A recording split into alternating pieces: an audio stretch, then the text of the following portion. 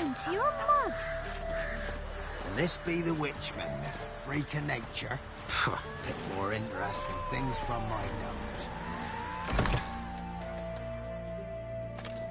Geralt of Rivia. Ha! Sit with us, Witcher. Found your message on a notice board. You see, Palmerin? I told you. The griffin at White Orchard. I knew that were we only to follow the tracks of its slayer, we would in the end find Geralt. Milton de Peyrac Peyrin and Palmerin de Lawnful. Good to see you both. Been years. Be assured, we share your joy. You must forgive us our, surroundings. When we pledged to place the village under our protection, the village elder gave us this hut as our lodgings. He swore it is the best hut in the village. Get involved in some squabble? We discovered that in retreating, the Redanian garrison had left this land still is at the mercy of numerous plagues. A tyranny of bandits, the most onerous among them. These plunderers shall soon descend on this village to collect tribute. Milton and I will dissuade them. We are both sworn to fight injustice and oppression wherever they rear their heads. The matter does not concern you, of course, but do us the kindness of waiting. Once we have dealt with these marauders, we have a matter we must present to you.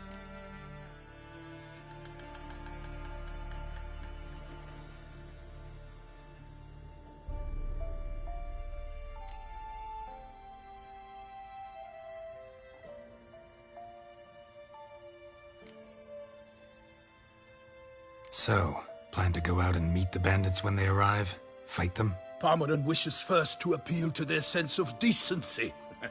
But I expect they will be deaf to this. Yeah, completely. We must afford them a chance to stand down. Many a hardened outlaw has left the path of wrongdoing upon hearing words of admonition. Doesn't happen in these lands. Ever. If they do not heed my reprimand, we at least will know we have done all within our means to evade bloodshed. Fine. Naturally, I'll help when Palmerin's rhetoric falls on deaf ears. Excellent. Then we've but to wait for the rogues to arrive. They's a-coming! Hear that? Your bandits have arrived. Let us go out to greet them.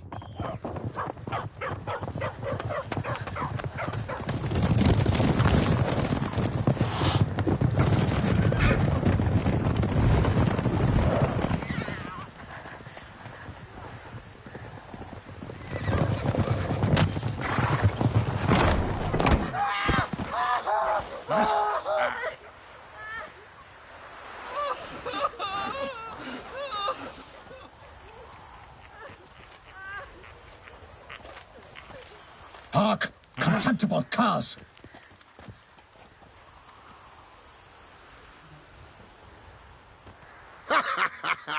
He mean us? I, Palmerin de Lawnfall, call upon you to repent. Set your hearts. Do you not see that they are blackened? Regular punch and duty here. To prey upon commoners is no honor. To loot their meager stores, abandon the path of shame, and we will spare you.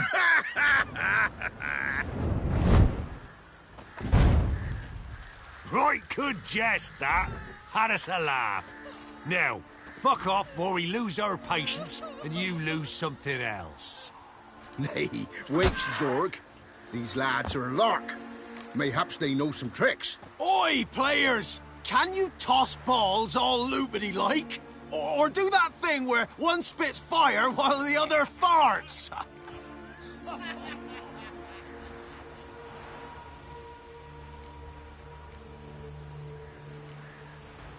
Noble Palmerin's giving you a chance. Now I'm gonna give you some advice. Do what he says. Or what? Or you'll find yourself fighting knights errant in the pay of the Duchess of Toussaint. And they eat scum like you with their morning porridge. There's 3 of them. 2 turtled up in armor. We'll come back later. Some wench sent them. Folk who say we's afeard of wenches and jesters. Ooh, insulted the Duchess. Not good. Indeed, we cannot let the affront go unpunished. I swear upon the heron you will pay with your own blood! By the crane, villains, ready your arms! eyes!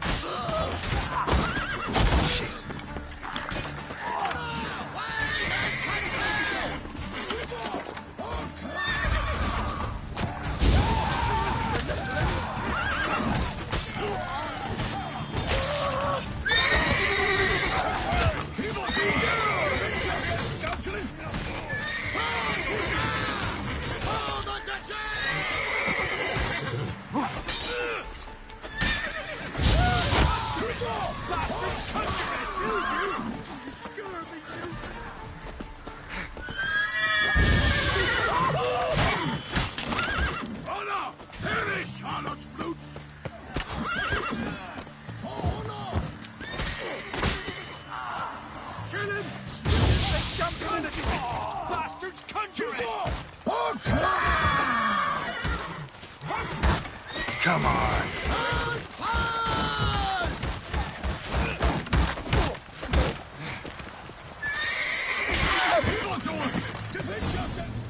Why do they not emerge?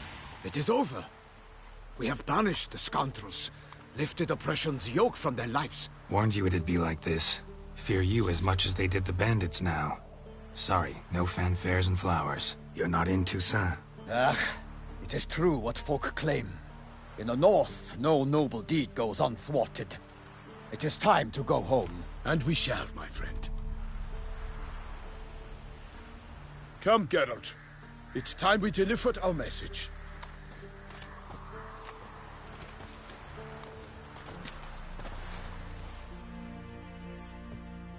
So fess up. What brings you such a long way? We are to deliver Her Grace the Duchess's message in full, with all due ceremony. For tradition is sacred in Toussaint. All right, fine. Most honorable Geralt, slayer of monsters and all evils nefarious, which prey on the defenseless of this world. Whereas never have you been known to deny help to the innocent, nor leave widows and orphans to fates undeserved. Answer you now our present summons. Free us from the beast which floods our streets with blood, and sows panic in the hearts of rich and poor alike. Come to our aid, Witcher. Thus humbly beseeches you the Star-Crossed City's most gracious protectress, Her Illustrious Highness, Duchess Anna Henrietta. Shall you answer her call?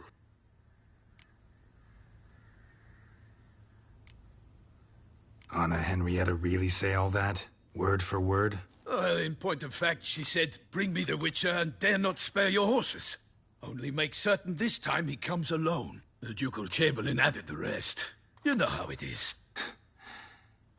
Yeah, I remember. I might add, be it unofficially, that a hefty reward awaits. Yet the specifics you will need to verify with Her Illustrious Highness. Might be the most fervent request that I take a contract ever. And the most polite. And now we've got all that behind us. I want to hear more about this beast. Some kind of monster? Just guessing. Most assuredly, though no one has caught a good look at it as yet. Our only sure witnesses, the bodies massacred in a brutal, horrid manner. Look, some sketches drafted from descriptions given by those who claim they glimpsed the beast. Each quite different.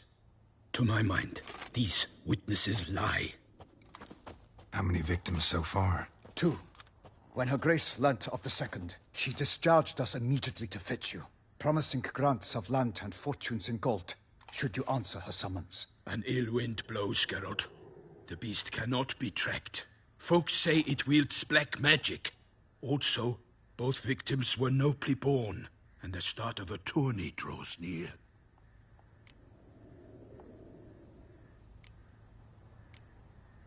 Beast wields black magic?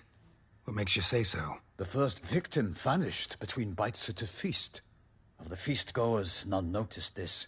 They saw but an open window, then heard desperate cries from the street below, where a corpse had just been found. The second killing, similar.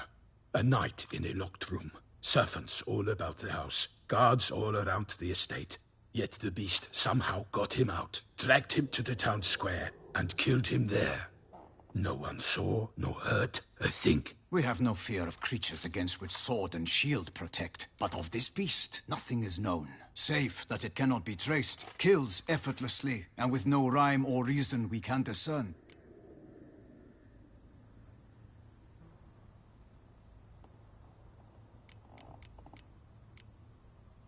Anyone tried to hunt it? Knights errant, for example? Ha! Many have tried. Baiting, waiting in ambush, but to no avail. The beast is clever. It evades all traps and attacks of a sudden. It is like a ghost. An experienced tracker. This is what we need, with knowledge of monsters. In short, we need you. Mentioned a tourney. Why doesn't the Duchess just call it off? Simply, it is too late. The guests have arrived. The best knights of all lands, relatives of the Emperor. The beast could be a threat to others, not just to Her Grace's subjects. Got it. Before an aristocrat dies, at best it's a scandal. At worst, a diplomatic incident. I sometimes think back to all the contracts I've ever taken from sovereigns. Can't name hardly any where I came out ahead. You cannot be thinking to refuse. No. Just struck by a thought. How the Duchess can sometimes be... demanding. So you accept the contract? Excellent! We must set off at once. We long wanted this land searching for you. Yet time is of the essence. Ready to go, soon as you're packed. Then post haste to Toussaint. To Toussaint!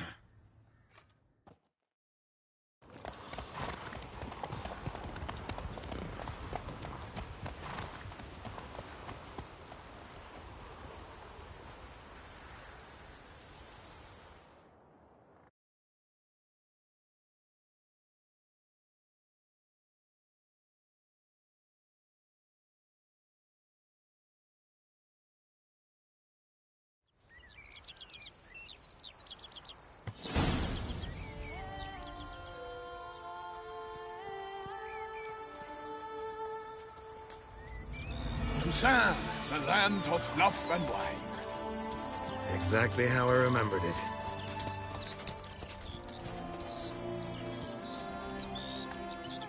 You will find Beauclair's changed some these past years.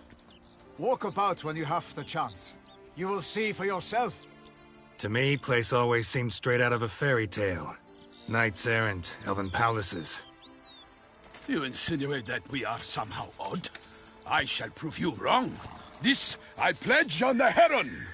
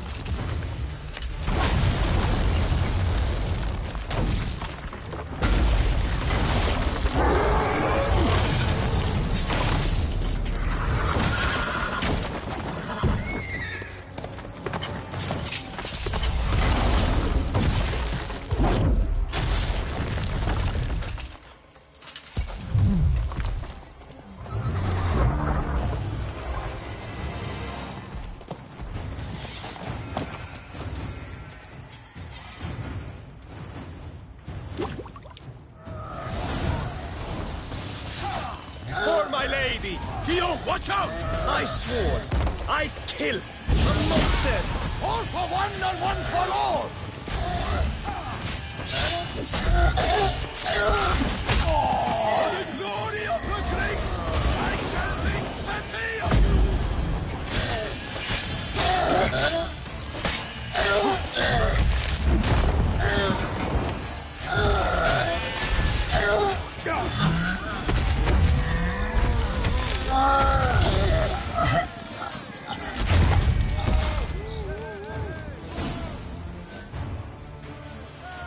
Big beast. Tackling it single-handed? None too wise. Neither is love born of wisdom, Witcher. So, Guillaume, out with it. Which fair damsel inspired you to vow to kill that filth? The most beautiful among them. If he wishes to guard her name a secret, he need not reveal it. You I do not know, sir, nor seem you a knight, yet still I am profoundly grateful, nay, indebted to you for your succor.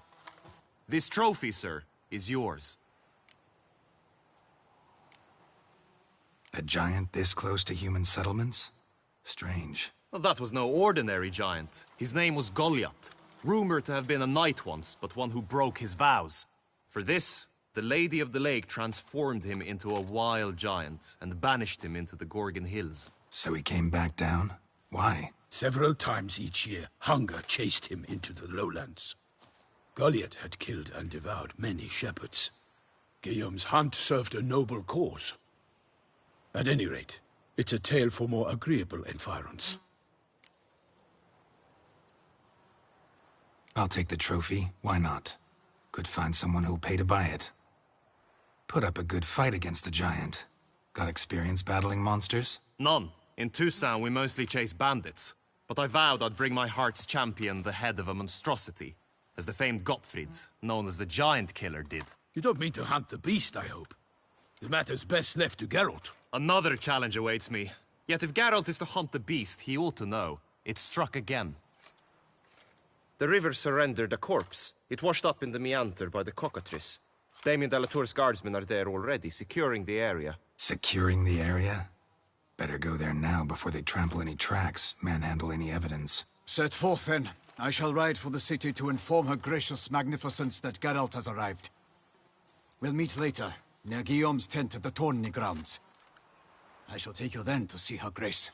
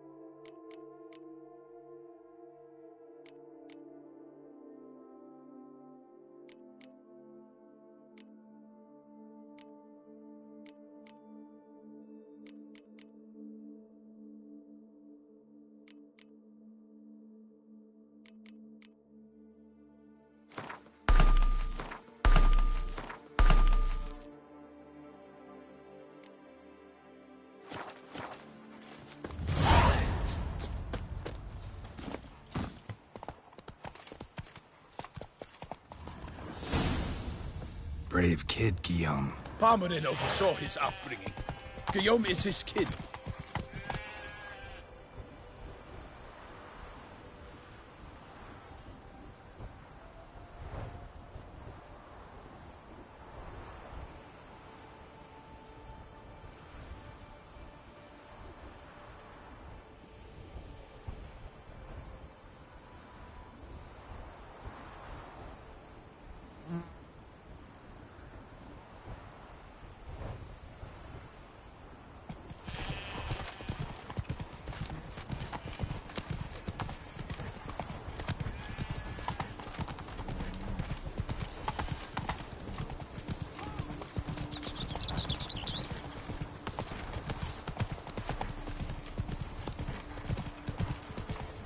Can't get used to the way you knights talk.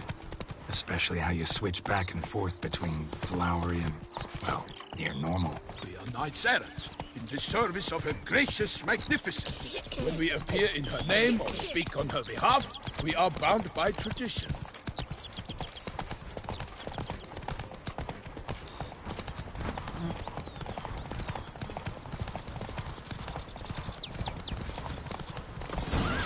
Whoa there, Roach. No one here. They must have removed the body already.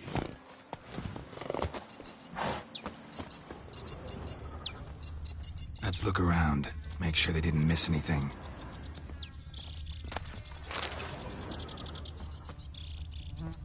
Hobnailed boots. Multiple sets of prints. Ducal guard, clearly. Let's see where they went. Walked along the shoreline. Perhaps the body lay on the bank.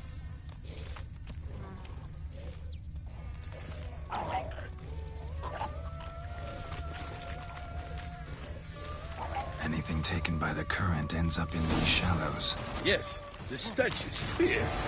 Got guests. Careful.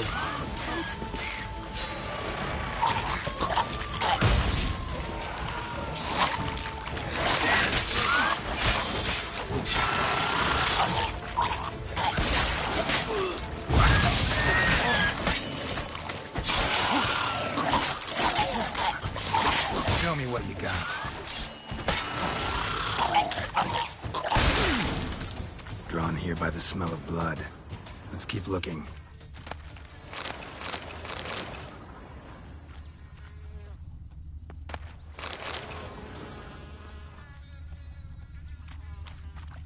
Only blood-soaked scraps left of the victim's clothing. Good quality cloth. A wealthy victim, correct? Looks it. Blood. Guardsmen pulled these nets out of the water, then cut the mutilated body free. Gonna dive in, make sure they didn't miss anything. Look at the rut. Guardsmen left this site by boat, recently, probably to transport the body somewhere.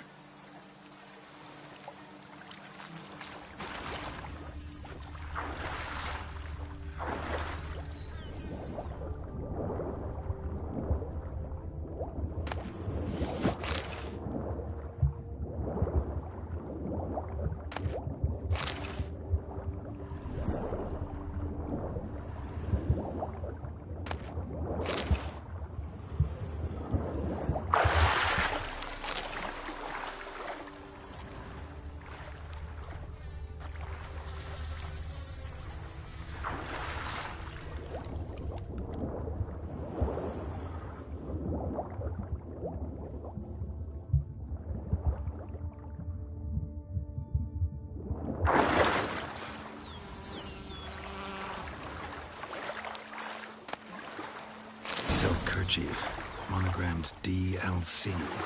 A noble's accessory, clearly. Be nice to know where they took the corpse.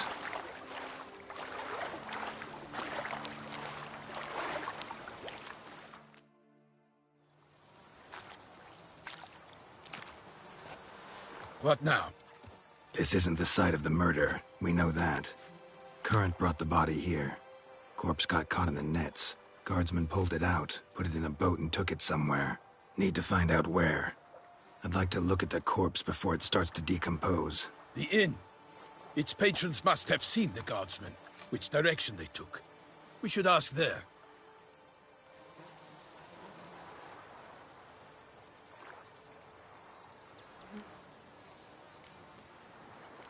Seems we've got ourselves an audience. You think this surprising? The locals will tell the children of children they do not have yet, of the day a quartered corpse was pulled from the river. One thing. Found a handkerchief in the water.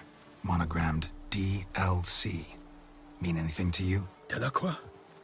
It cannot be. Was it he the beast slew? Seems so. Knew him well? Long past. We were close friends once, but our paths diverged. He was a man of extremes, standing by his companions no matter the odds, fighting his foes to the bitter end. Foes? You have a lot of them? He did, but I do not see what that has to do with the beast. Ah, Geralt, You've struck a raw nerve. Memories of a time long past, to which I'd rather not return now. I understand. We can talk later. Let's go to the tavern. I shall have to leave you soon. Return to court. Barely got back to Toussaint. A knight in the service of Her Illustrious Highness knows no rest. In fact, I'd feared I would return too late to fulfill my duty. Yet it seems I've arrived in the nick of time.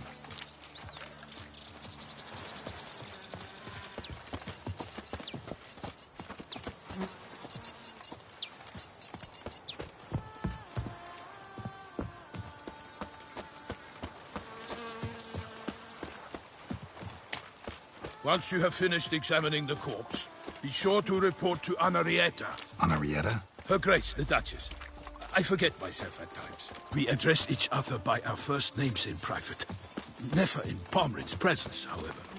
He finds such familiarity offensive. Long live Duchessa Anna Henrietta. A watering hole for traders, smugglers, boatmen. But you will find no better crayfish chowder in all Toussaint. What? With no lads brave enough? Of course we have.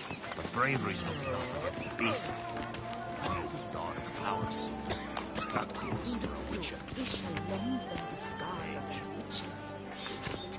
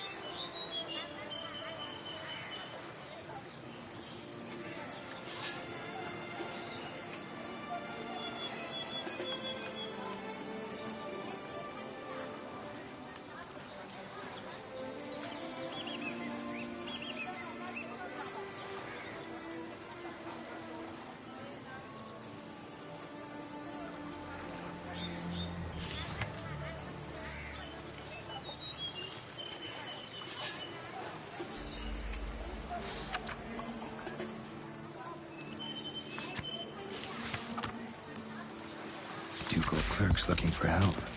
Could be good coin to be made. Your reputation precedes you, Geralt. Such good fortune you found. By my troth, could that be the musty scent of fresh pâté? Naught else, Sir de Peyrac-Peyran. I see time has not dulled your senses. We would be honored if you would join us. Your companion as well. But why do I not detect even a whiff of crayfish chowder? No soup today, on account of there being no crayfish. I reckon you've not heard, but all I caught was a corpse. I awoke at the crack of dawn, as I do each day, but when I looked up, I beheld a blood-red sky. This corpse is precisely why we're here. For the man whom you've invited to join you at the table was summoned from a far-off land by her gracious magnificence. He is tasked with tracking and killing the beast. We invited two men to join us, yet since Sir de Peyrac-Peyran in temperament is more akin to hare than hound, I surmise the other is the hunter. With whom do we have the pleasure?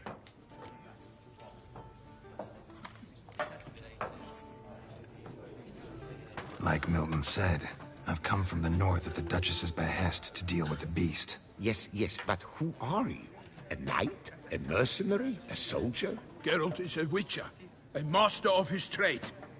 He has questions for you about the beast's most recent victim. I was the one to find the corpse. The sun had just risen when I awoke, sat straight up in my bed, looked out the window, and beheld a sky red as blood. Ask, Geralt, please, or we shall be here till winter. Must have been early in the morning. Went to check your nets and then... I stepped out of my hut and saw... By my troth, to the point, man. You found a body ensnared in your crayfish nets. We know this already. What happened then? Did you see anyone nearby? Did you spy anything noteworthy? Anything at all? Not a soul around, just me. As for noteworthy, Well... What did you see? But be warned, if I hear the sky was red again... I saw a head bobbing, eyes bulging, the tongue blue and popped out. Next to it, a hand rocking upon the water. Get a good look at the body parts? They gave me such a fright. I bolted to town, fast as my legs would take me, then returned with guardsmen who told me to keep out of their way.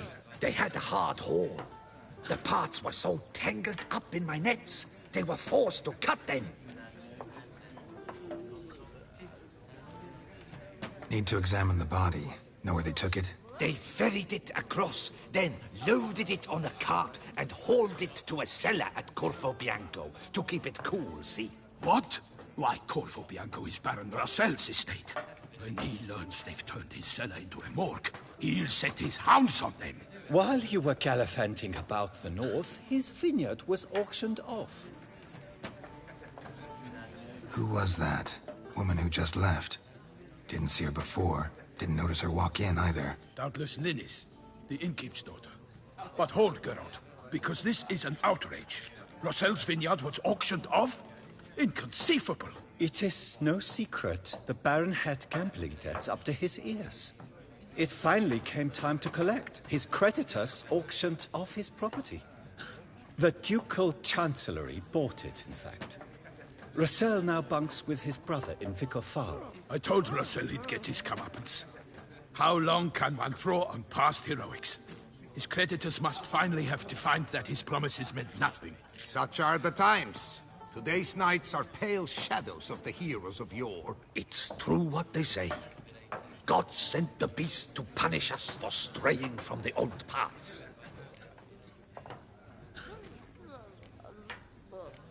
So folk think the beast's divine punishment. Knights have turned their backs on the old customs. Where they were defenders of the duchy, they're now defenders of their own tushes. Why, you insolent... Let him talk. The Duchess trades in titles, grants honors to ill-doers. We've strayed from the path of virtue, lost the gods' favor, so the gods sent retribution. Don't listen to that nonsense, Geralt. It's rehashed street preacher codswallop. Yes, the rebel rousers have been sprouting up like weeds lately, each offering the same bill of goods. They say anything else about the beast? Besides it being a messenger of the gods? The Toussaintois are no fools. They see clearly the beast kills on days honoring patron saints. Picky monster. Thanks for the hospitality. Time I examined the corpse. Corvo Bianco lies a short way from here, near the tourney grounds. Just follow the road and you'll arrive. Not coming with? Oh yeah, duty of some sort calls. Some sort? Ha! Her Grace bestowed a great honor on me, even before we departed for Velen. I'm to play the hare during this year's game in the Palace Gardens. When you see me in my costume, you will wet yourself laughing.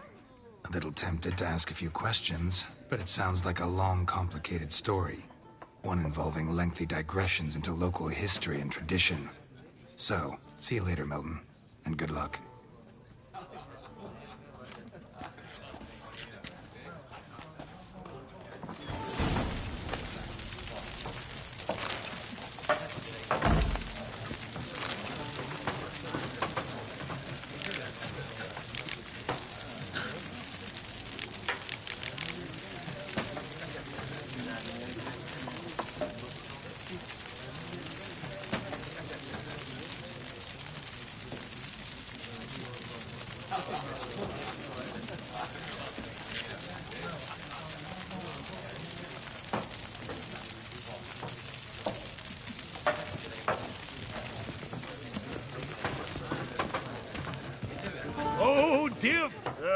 Normally, I'd encourage you to try our famed fisherman's chowder. But alas, we are all out of crayfish. Could replace them with something else. Perch, for example. Replace crayfish with fish? I beg you. What next? Vinegar for wine? Parsley for thyme? Huh? Your nordlings are a pleasant lot, but about cuisine you know nothing. Show me what you got in stock.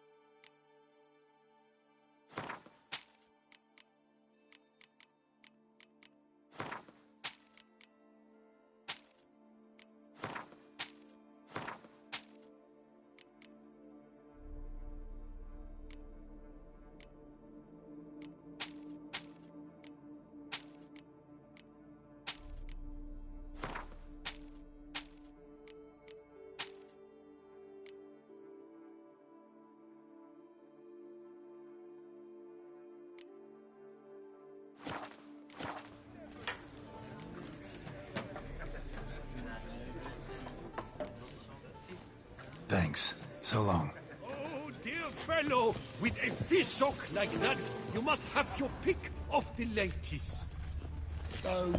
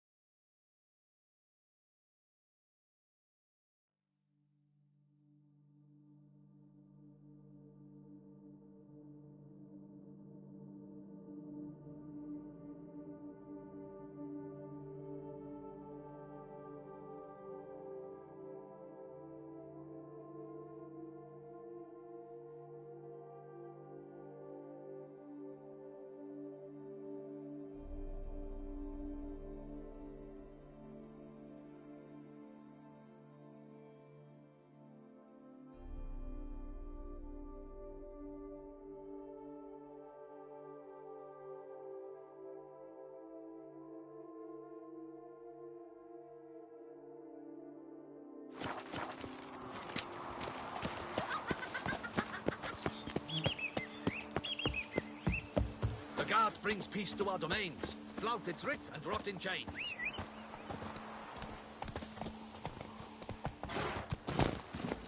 Come on, Roach.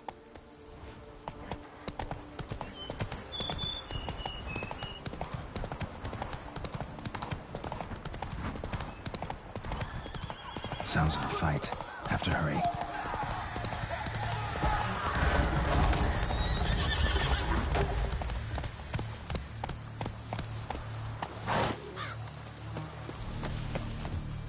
Damn it. Killer must still be here.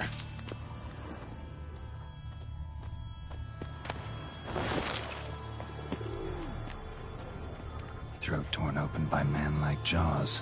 Man-like, except for long fangs. In the cellar, gotta be. Footprints. Small, bare feet lead deeper into the cellar. Hurled against the wall with great force. Used this to batter down the grate. Used this to batter down the grate.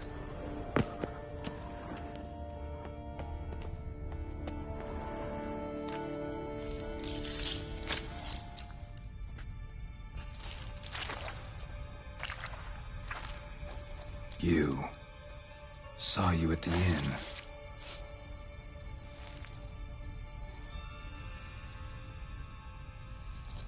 Why'd you kill these people? Clearly wasn't for their blood.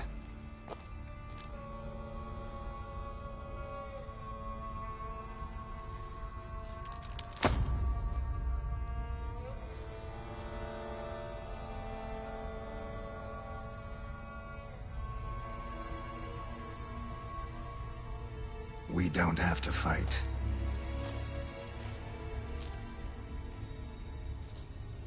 You are wrong.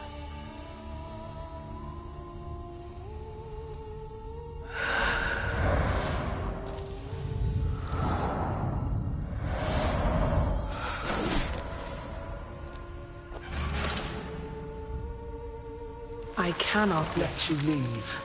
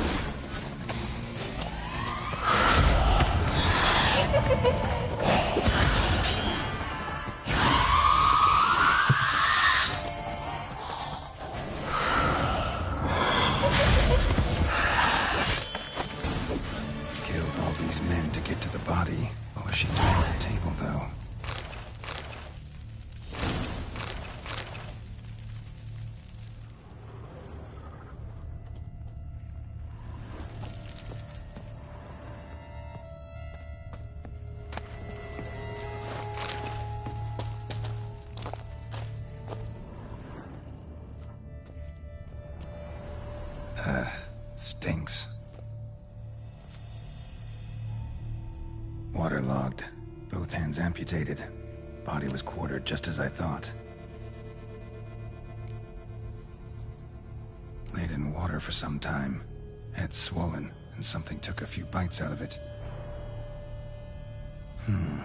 Something in the throat. A pouch, bulging with coins. Nilfgaardian florins, from several different provinces. If the murderer did this, means we're dealing with a sentient thinking beast.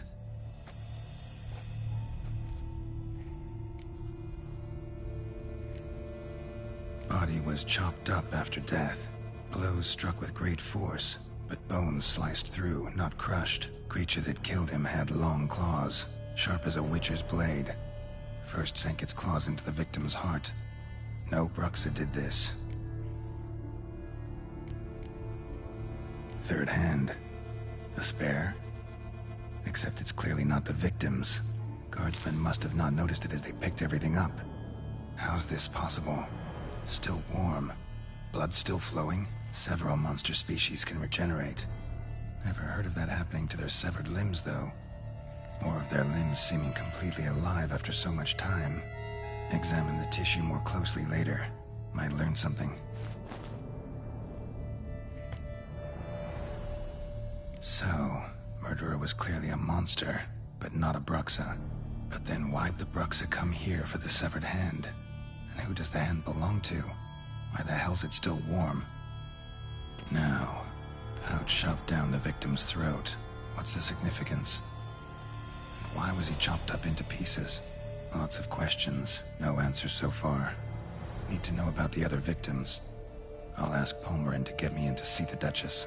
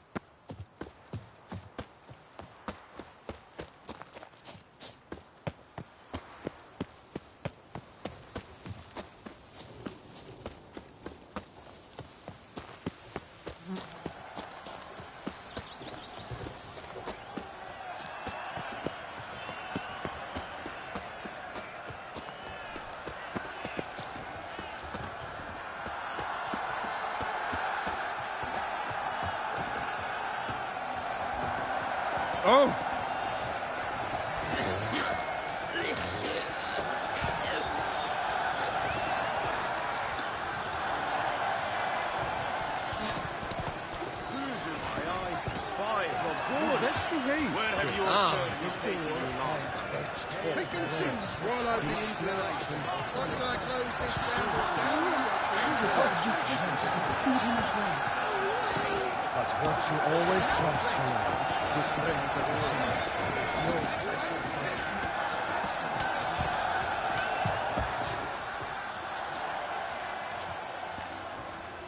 Ah, a professional. I like to trade with your kind. You actually appreciate quality workmanship. What have you got there?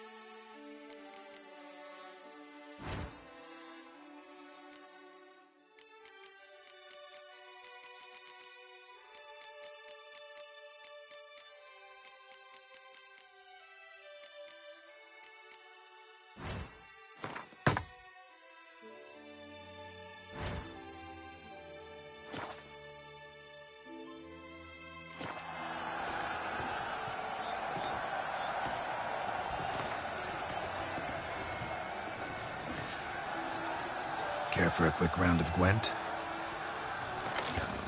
Good luck on the path.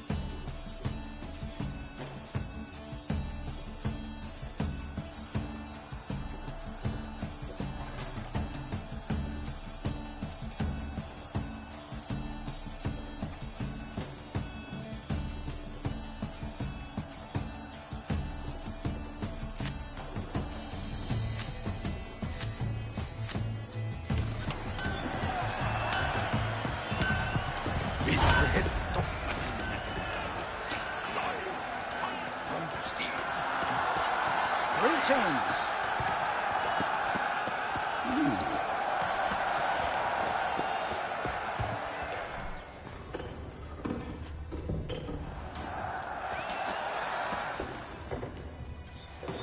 Armor chromed, and greft or fluted, whatever your heart's desire.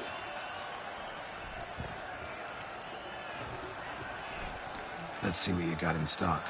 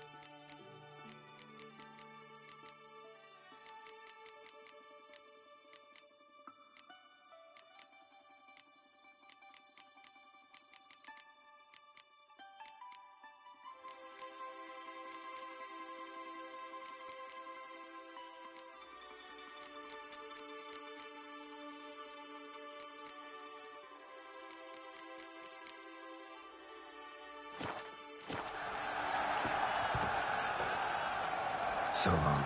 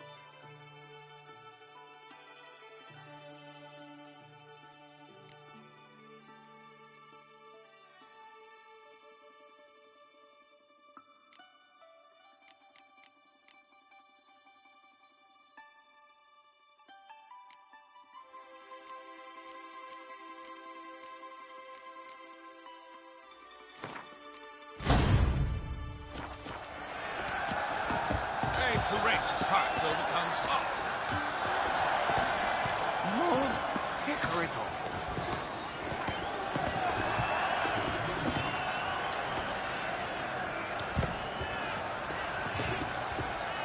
Need to speak to the Duchess, urgently. All right, you scamps. Story's done. Go find your parents. But the Camarine, what about the story of Rittik and the dragon? A tale's for another time. But take a good look at the man who stands before you now. This is Geralt of Rivia, the master witcher who lent his valiant hand to the defeat of the giant Goliath. Master Witcher, is it true virtue always trumps villainy?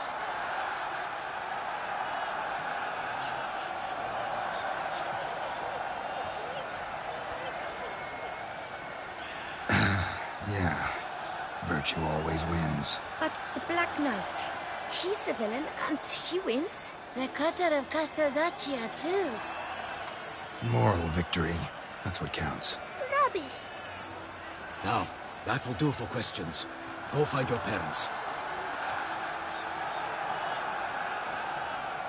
Her Knight and Highness has doubtless arrived at the tourney grounds to watch the battle in the arena.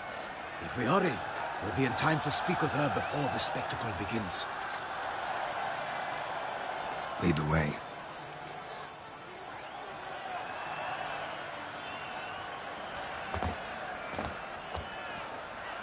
Who's fighting? Nilfgaardian gladiators? Close, but not quite. As you will soon see. Someone's gonna fight a Shaelmar with only some bells on its tail to confuse it, slow it down? Whatever is the problem? The beast was a gift from the Emperor, no less.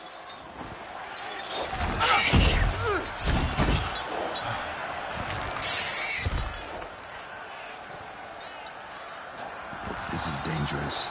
Bells on its tail aren't enough. I saw a spectacle of the swords at the arena in Nunez. There, a knight defeated a Shaelmar with bells on its tail. Might have gotten lucky. Shaelmar might have been lame. Who knows? Only a Witcher has a real chance against a healthy Shaelmar. And that's not even every Witcher. Besides which, releasing a monster that dangerous in front of a crowd, plain irresponsible. Who's going to fight the beast? Guillaume, the young man you met. Yeah. Mentioned he'd promised his heart's capture a monster trophy. Great love demands great sacrifices. Let's go.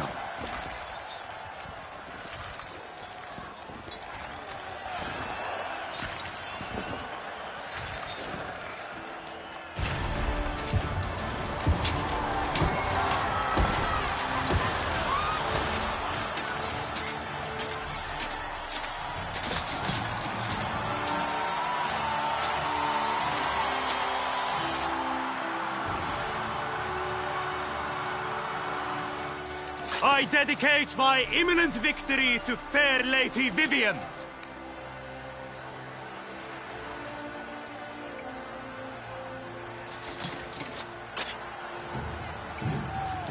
It's begun. The fight shall have to end first. We must wait.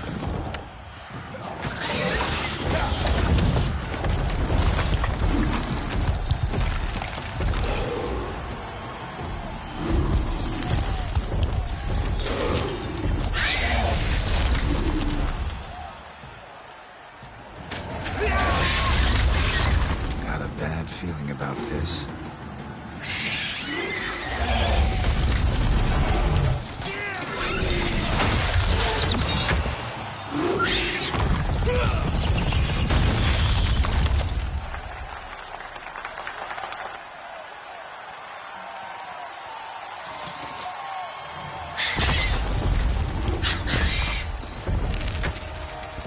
Damn it.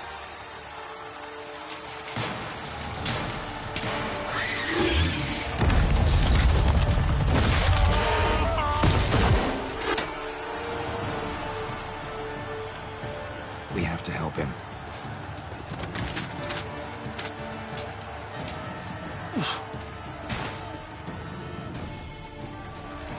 Order! Onward! Gotta keep it down. Can't even tell where we are when it hears us. Alas, for Nightling, the beast heaved its loud girth, let loose a roar, and knocked him to earth. And down came the Witcher, 190 pounds. He fights to the beast, its plans confound.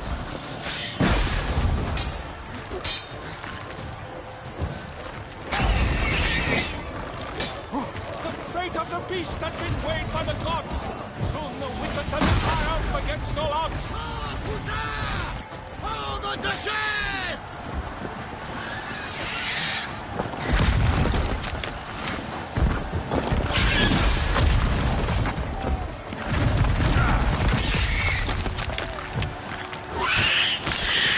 The Witcher waited till the time was true, then worlds danced and spun, struck the monster right through. Like a bow who leaves at the love's first spurt, so the Witcher wooed the Selma, then its foul heart turned. Dodge, dive, flee, faint, its racer strikes belly, Selma's cries ring aloud, blood transforms into jelly. Alas, Hermarin lies prostrate, he has breathed his last breath. A French fights bravely unto death.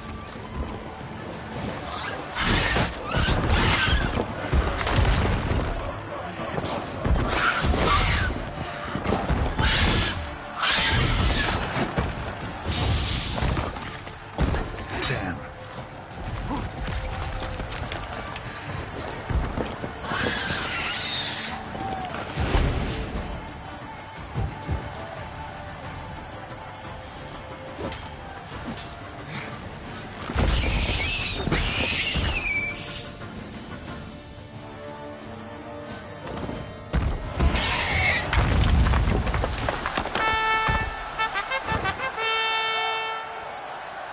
The Selma lies defeated by Geralt of Rivia, master of the witchering trade. Behold, as the last gasps of life seep from the beast.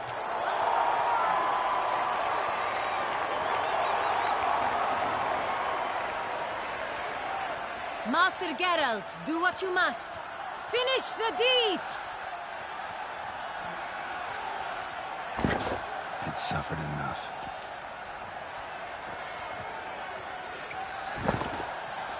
The monster lies slain! The fight is done! Praised be the victors!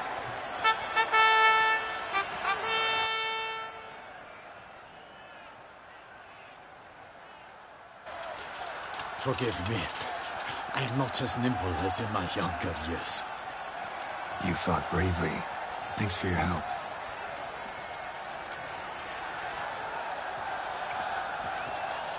Guillaume.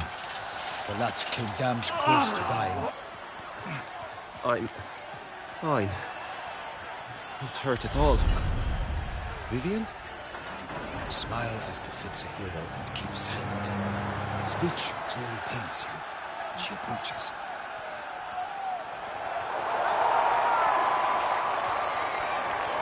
Geralt.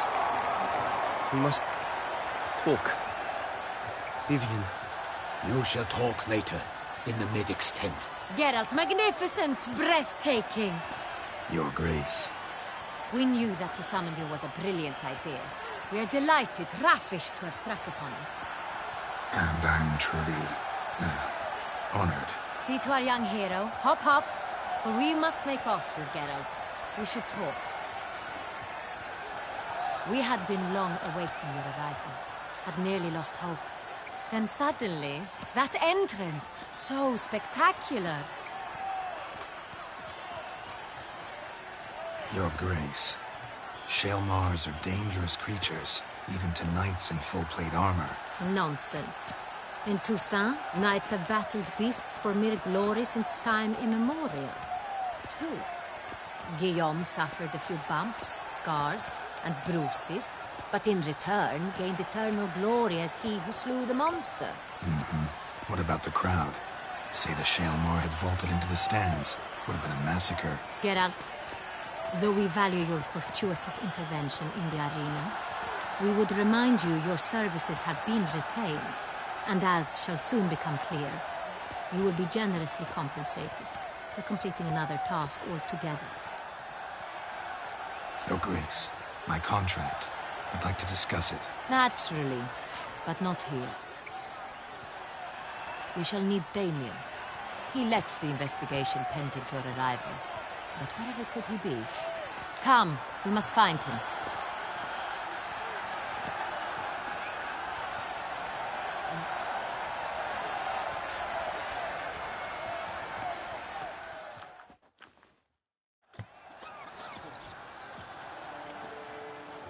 Tell us, have you come alone? Or did Viscount Julian accompany you? Wish to see Dandelion, Your Grace? Yes. I mean, no. Yes. But solely to tell him we regret. Yes, deeply regret rescinding the death sentence we so justly handed down upon him. If we could turn back time, we would make certain he sat in a tower till he rotted. No, we would ensure he was broken on the wheel, then drawn, hanged, and quartered.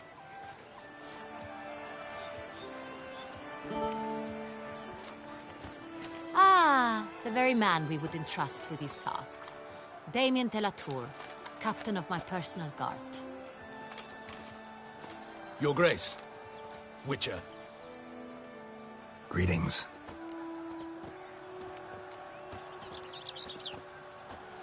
Sorry to have to tell you, but the guardsman handling the last victim's body... I know already.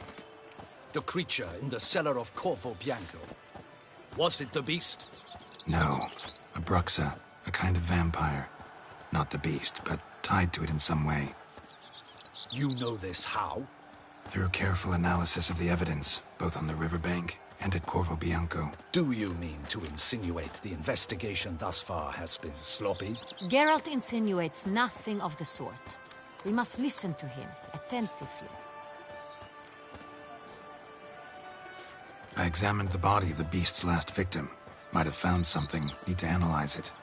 A quiet place, that's what I could use most right now. And maybe the help of an alchemist or a mage. Also like to hear all you know about the previous victims. Take it Sir de la Tour is my man for that. Firstly, call me Damien, please. Secondly, you should know I spoke against summoning you here. I've heard much about you. You bring trouble, or thus far have, always. And we've enough trouble as it is. Yet we are capable of defeating the beast on our own, without an outsider's help. I've no doubt about it. Damien, we settled the matter of the Witcher's employ some time past. Definitively. Since you have broached it nonetheless, let us discuss Geralt's pay. Are the legends true? Do Witchers usually demand that which you find at home, yet did not expect?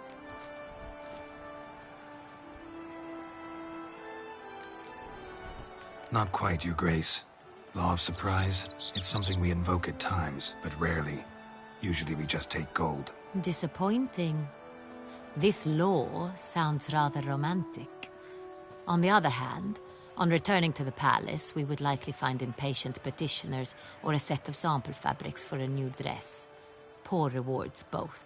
I fear you'd not have much use for any of the surprises we are likely to come upon. Thus we've decided you shall receive the deed to a vineyard, Corvo Bianco, and a sum of coin. You will doubtless consider this adequate. Title to the vineyard shall be given to you at once. Surely you'll need lodgings while you hunt. The coin, however, will be yours only once you have slain the beast. Lovely, generous gesture, Your Grace. Corvo Bianco. Isn't it the Duchy's temporary morgue? Is it now? The Chancellery's bungled things again, we fear. Not to be left unsupervised for one instant. Yet, in its mood, a morgue should present minimal problems to a witcher. What's more, nothing enhances a wine's reputation better than a grim legend. Thank you, Your Grace. I accept the contract, of course. But as I said before, I'll need some information. How'd it start? Who was the first victim? Crespi was the first to die. He was famed once for his many glorious tournament victories. Then he grew old, hung up his sword, and took to winemaking. Crespi was not loved by the wine merchants. He was ruthless in business and thought to cheat many a time. He asked us for a dispensation from all court ceremonies. We did not grant it. We could not. Once you've taken the oath of a knight, you remain a knight till death. How'd he die? Where'd they find the body? Quite unusual, the circumstance. He was at a feast when suddenly one of his fellow feastgoers noticed he was missing.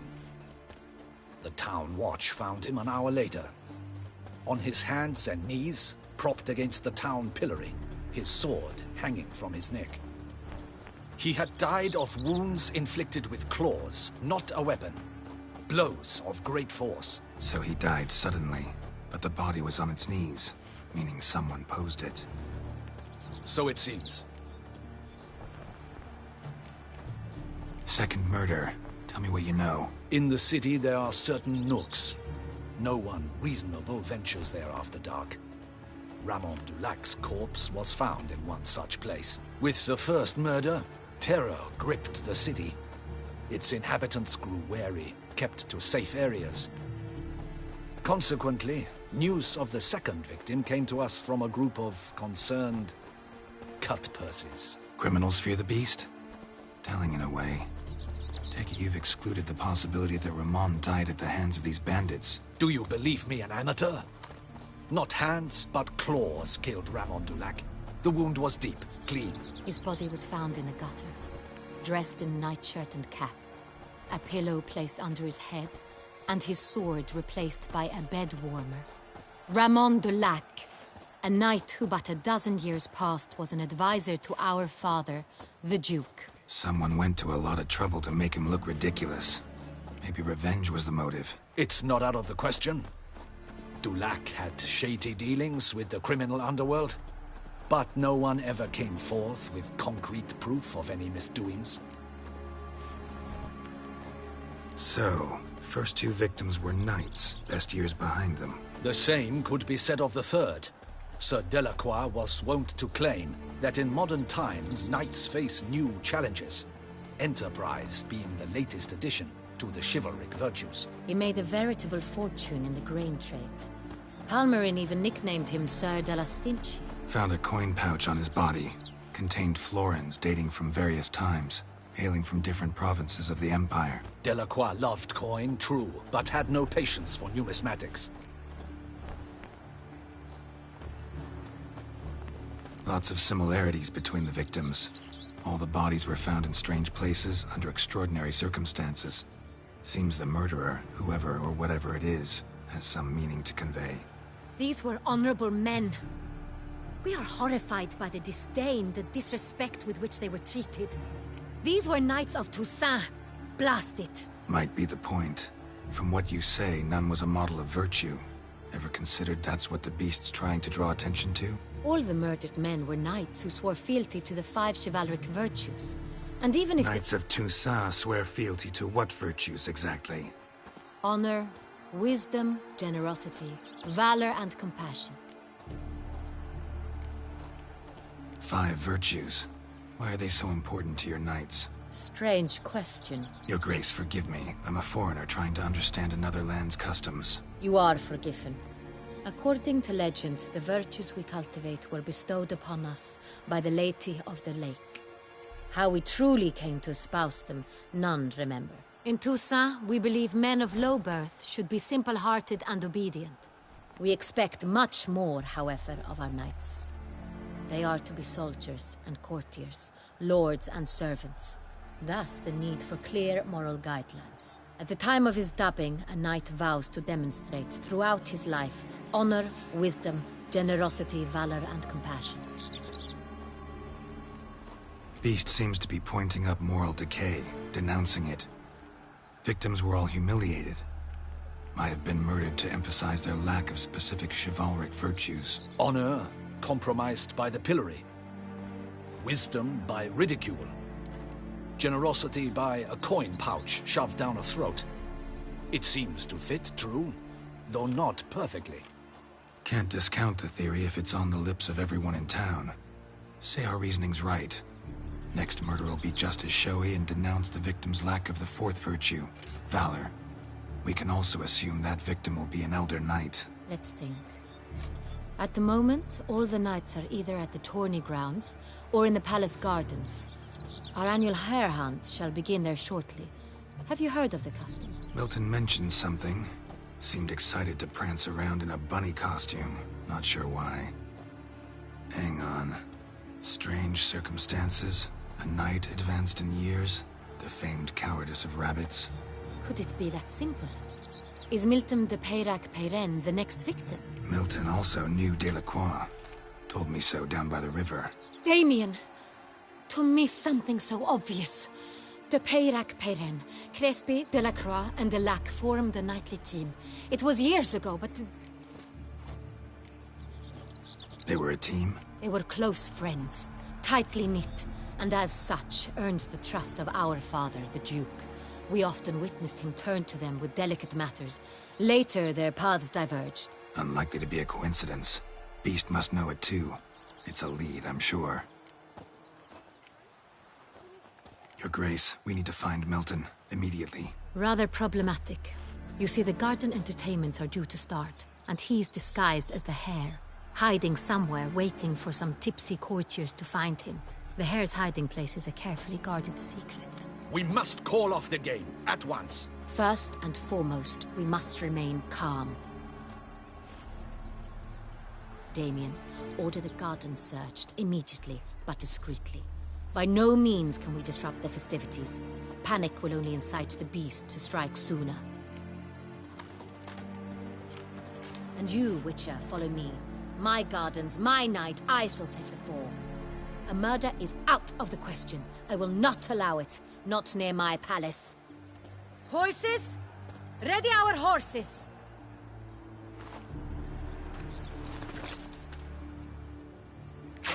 Your Grace!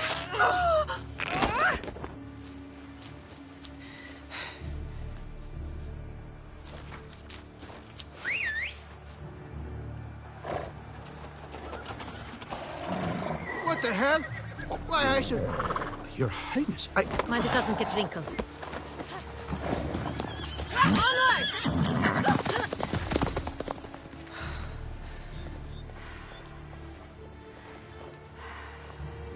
Hey!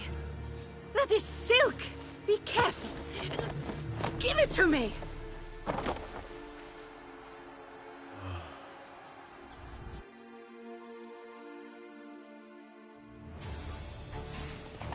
Faster, Geralt! Right like the wind! Your Grace seems right at home in the saddle.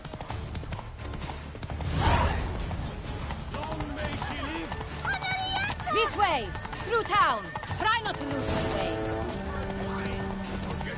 Sharp right! Take care! Good! Let's follow her!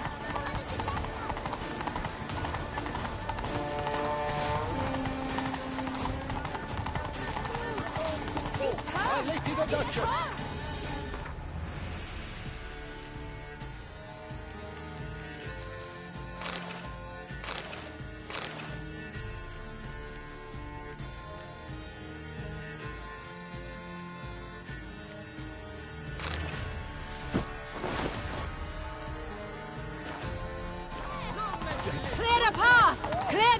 said. Some boat? Is this part of the game? Your Grace. Fret not and feed the gossips. It's here! Just round the corner! Hurry! We must go to where the game is being held. The participants must find a unicorn's horn, a golden fish, and a phoenix egg. With these in hand, they can deduce where the hare, Milton, hides. Mean we need to find those things too? We've no other option. But time is of the essence, so we shall have to break the rules.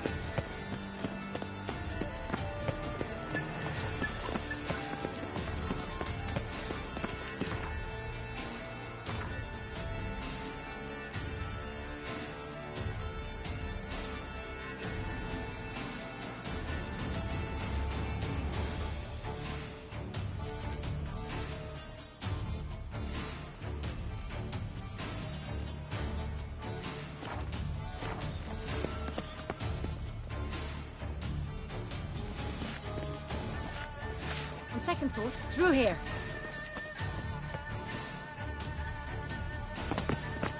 I shall show you where the hunt plays out. Then we will split up. You will get hold of the unicorn horn and the golden fish, while I nab the phoenix egg. That will be quickest. The unicorn. How do I catch it? It's terribly skittish, true, but I'm sure you will find a way to earn its trust. It runs around over there, look. Golden fish. Do I need a rod or a net? Please, Geralt. It's not a real fish. Look there, towards the water. See the lights? The hunters are trying to hook the fish from boats. You must simply dive in and find it. The golden fish and the horn both contain things or clues that will help us find Milton. Once you have fish and horn, find me among the other phoenix egg hunters. All clear? Then let's get to it.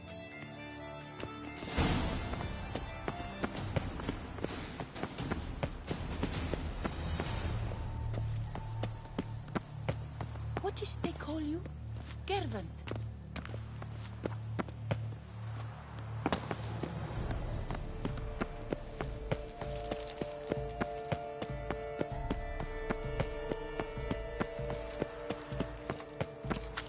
Here in Beauclair, all's right and fair. And have you ordered a new coat for the wine festival? Yes, you ought to see it. Witcher, you... I am sure are not dealing.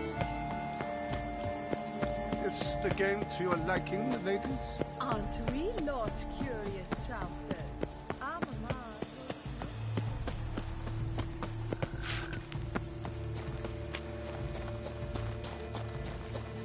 But this is no true unicorn.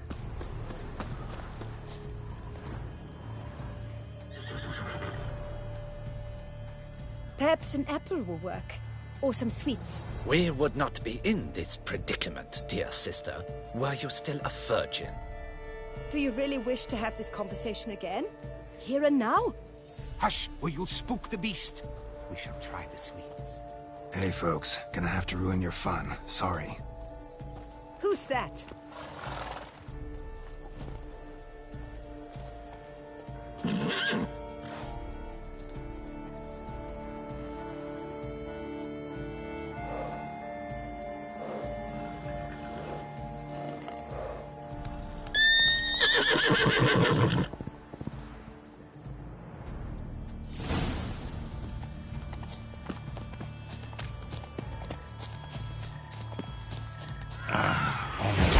Stay calm.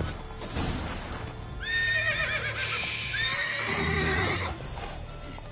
Easy now.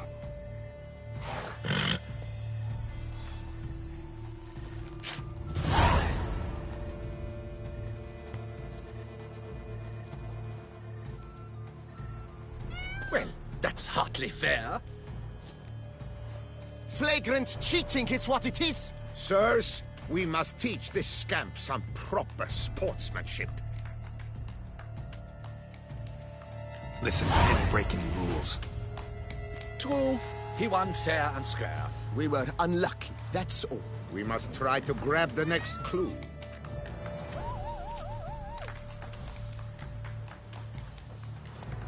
Gardens are huge. Be better off on horseback. Unworthy. Entirely inappropriate behavior. A complete collapse of social norms.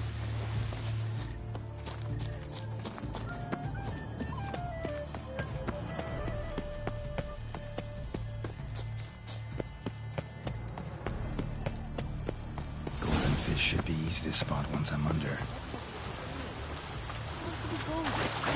What the blazes? Did someone just dive in the water? Perhaps that's the way to do it. Sure. Is that not counter to the rules? Who is that?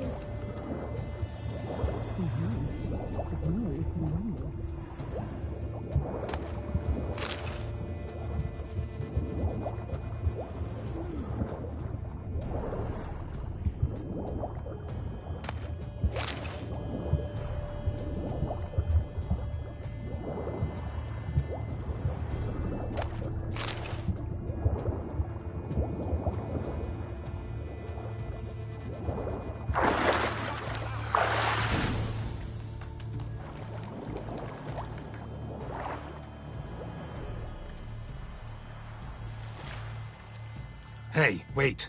Stop. It's important.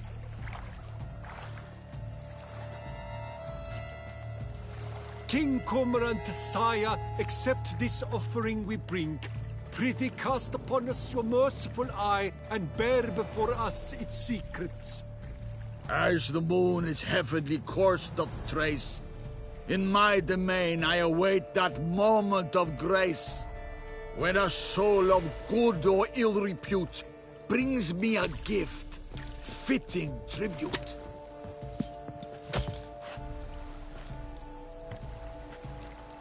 A key. Why? What stretch?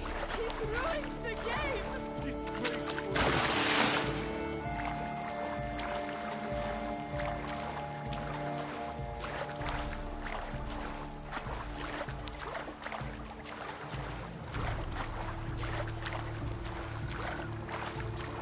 Women love tears, men prefer wine.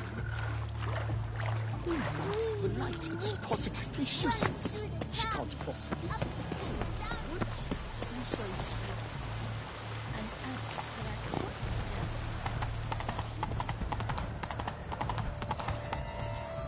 Banquets and wine are rather suited. For only my spirit. Do they pay you well, Richard? Truly, to send a witcher against the beast? No buts. If you please, Your Grace. We do not please. We act out of the highest necessity. All shall be explained later. But it's against the rules. I am the rules.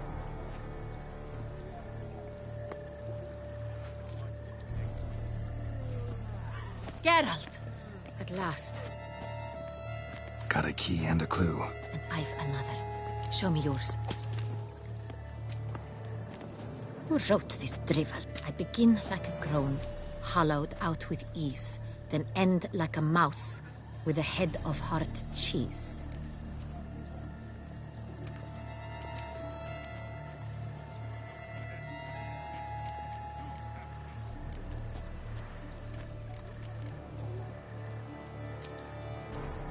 Mice and cheese.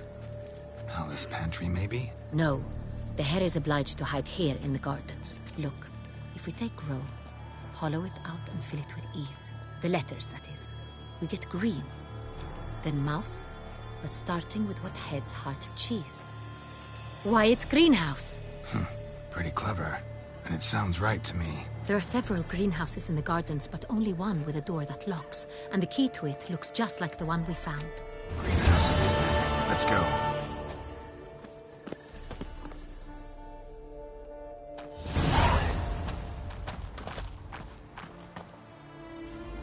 Wait here.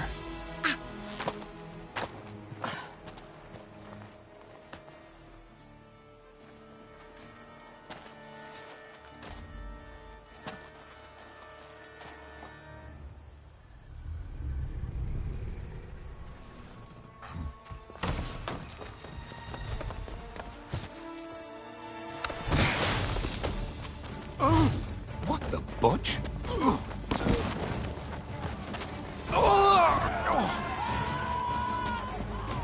What was that?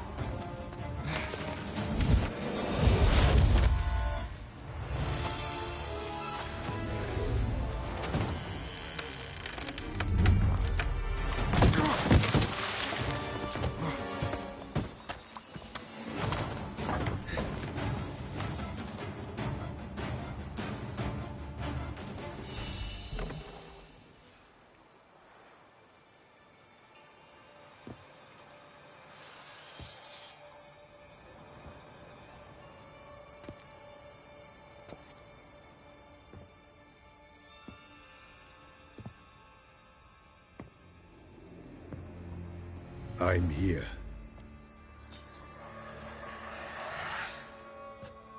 This belonged to you, maybe? It did, but you may keep it. I've a new one. I do not know you. I've done you no harm. Yet first you butchered a Bruxer who was dear to me. Now you pursue me. Why? You've killed 4 innocent people, at least. And you? How many innocents have you cut down?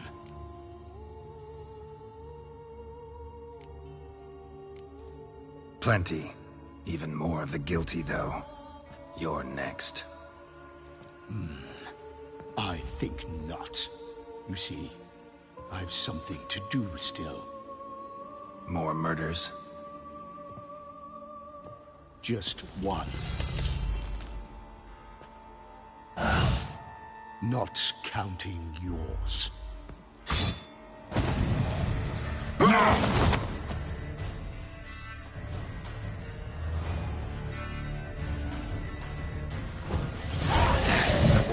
Kill again.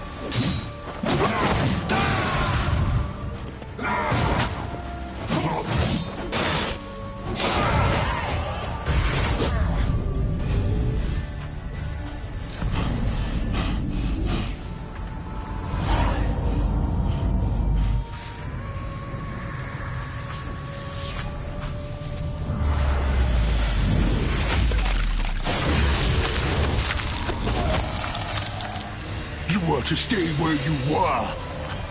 Regenerate! I know you're in trouble. I can help.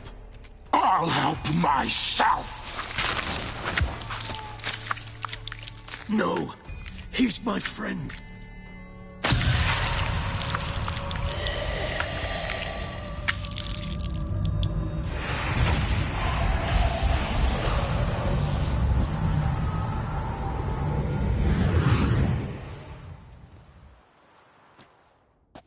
Yes, Geralt, it's me. Regis? You alright? All is well. All's in order. Wounds such as these heal on vampires in moments. But we've not seen one another in ages, my friend. At least in human terms, that is. How's this even possible? Last I saw you... I was a bubbling, shapeless smear, having been rather spectacularly melted into a column of a certain castle. In somewhat better shape now, as you can see. Hardly peak form, mind you, but were I human, folk would think me a demigod, I dare say. I'm sorry. What happened? It was my fault. Never got a chance to apologize. No need, Geralt. Bygones. I did not have to join you on that expedition. No one twisted my arm.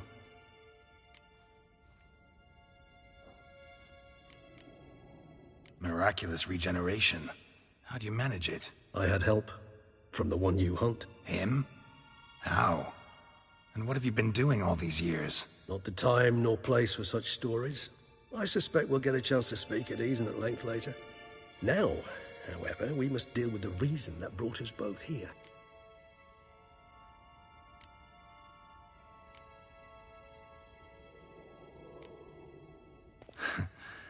Local serial killer seems to obey you. Maybe you could talk him out of it, convince him to stop murdering. Why do you think I've come? It shall not be easy, as Dettlaff can be rather stubborn. Though you must certainly recall that neither do I surrender readily. So that's his name. He's your friend? You might call it that. Though Dettlaff is... how would you humans put it? More bestial than I am. But not to worry. I'm working on him. Haven't exactly done a great job with that. He's killed one night since I got here. At least 3 others before I arrived. For good reason, I'm sure. Understand, Dettlaff is not some decadent shit who kills for sport, or to assuage a dryness of throat or a dullness of mood.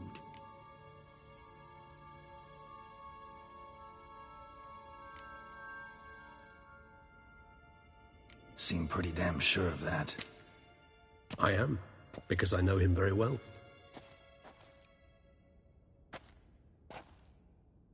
Despite appearances to the contrary, you two are quite alike. You've both noble hearts, yet you both are wont to perform ignoble deeds. When circumstances force you to, of course. Remember the year 964? That was 3 centuries ago. Blind fear gripped Rivia, Lyria, and Spala. Women and children were dying.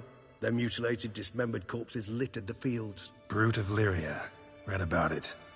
Chewed up almost 200, then fell to a common poacher supposedly armed with a dagger blessed by some prophet. It fell to Dettlaff, who then found a poacher asleep in the brush near his snares and dropped the fiend's corpse at his feet. And thus, a legend was born.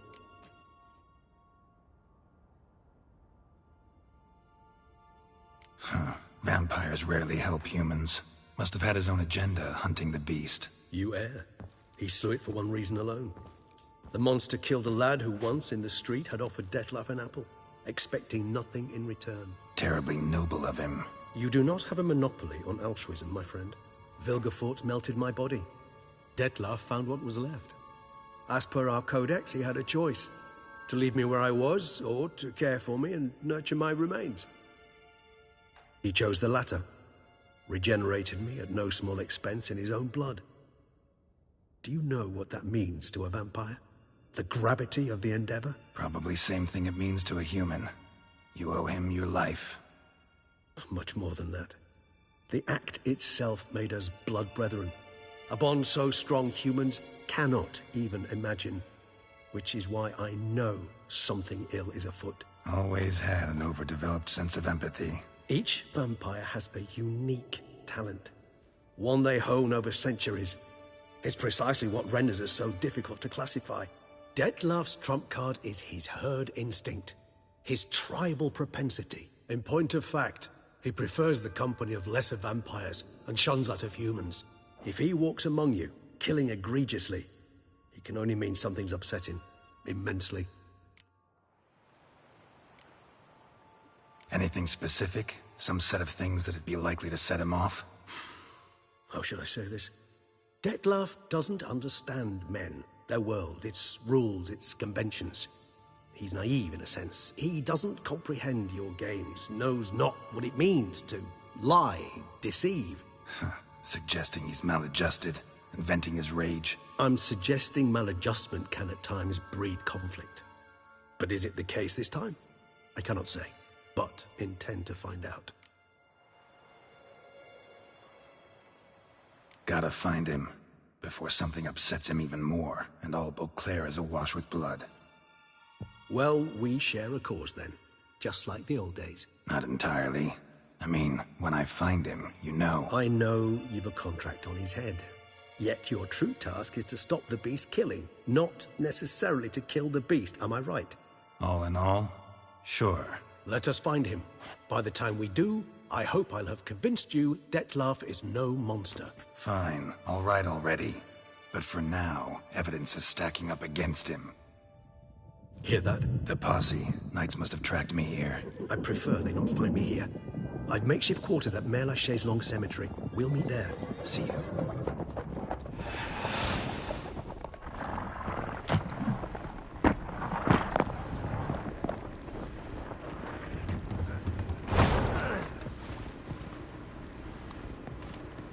Witcher, We flew here as fast as our courses would carry us. Yet I fear we're late all the same. Pray, where is the beast? Still investigating. About to inspect this site. Withdraw your men before they trample all over the evidence.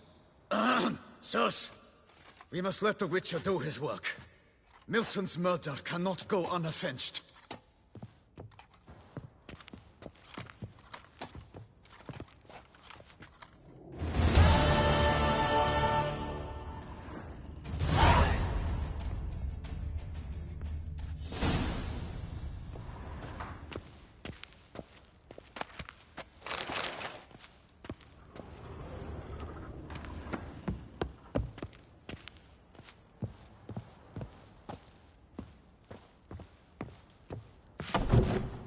Allow the Witcher to ply his trade.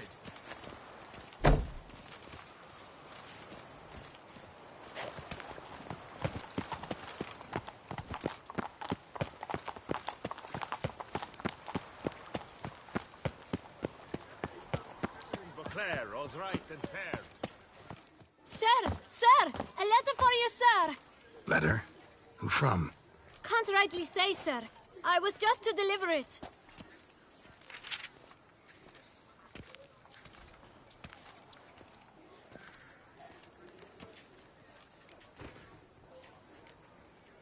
Here. And thanks. No, sir. Thank you. And I truly hope I'll be of service again.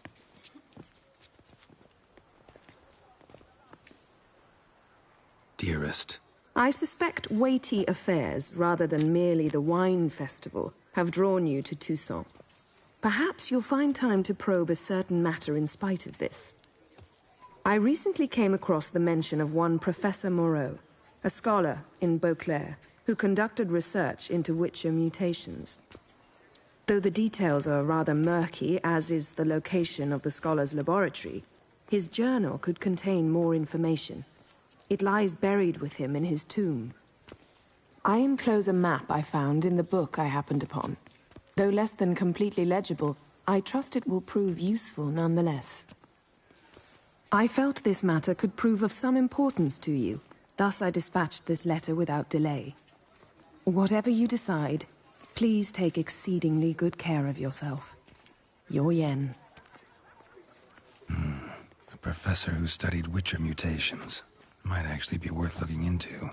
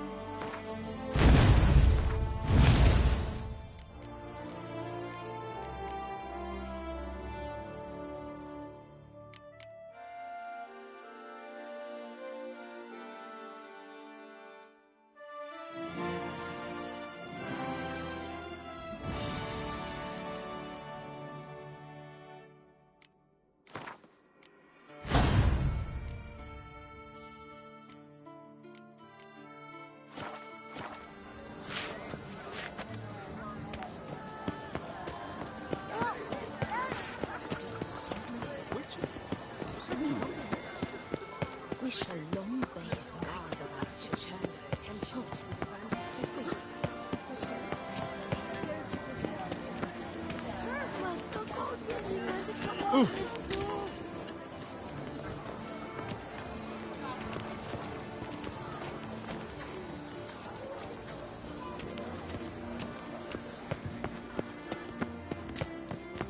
Where's that coat gone this time?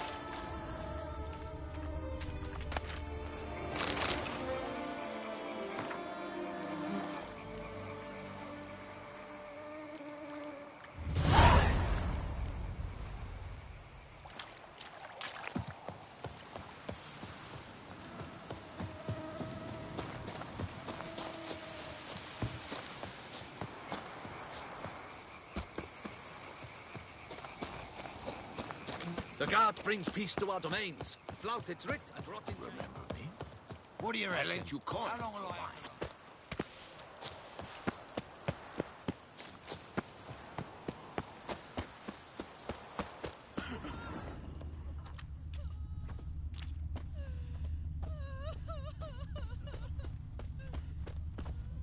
Cheap shenanigans. I can't see a thing through these cataracts.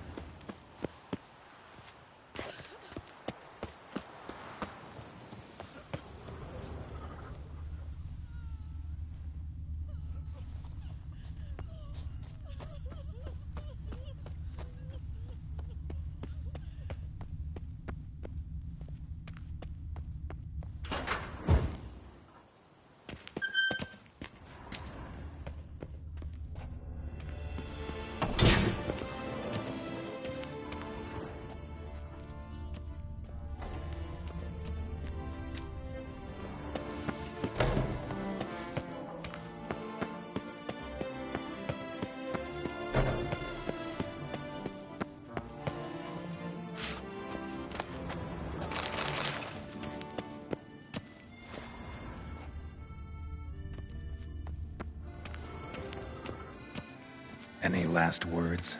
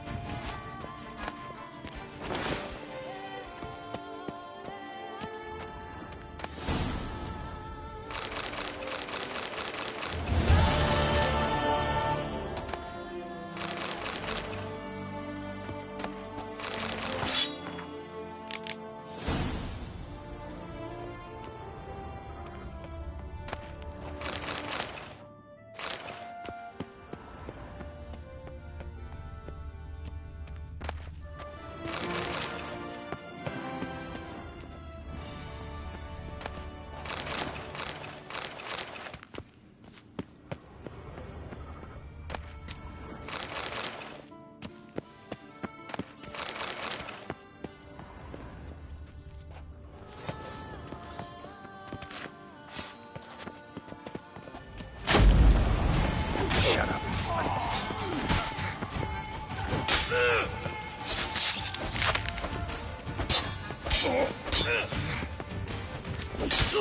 Noises could be coming from grave robbers. Can't know for sure, though. Need to wait till after dusk to confirm.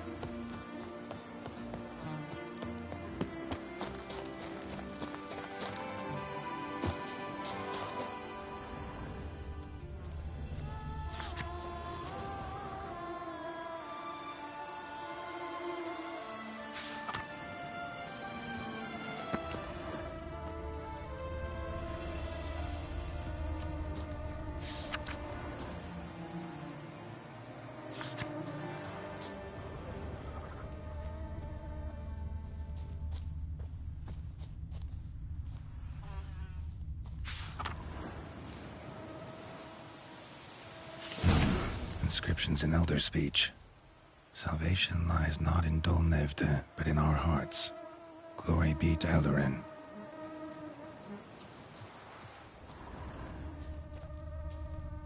Damn. Professor's journal's long gone. Guess somebody else found out about it too. Should look around, see if I can find something else.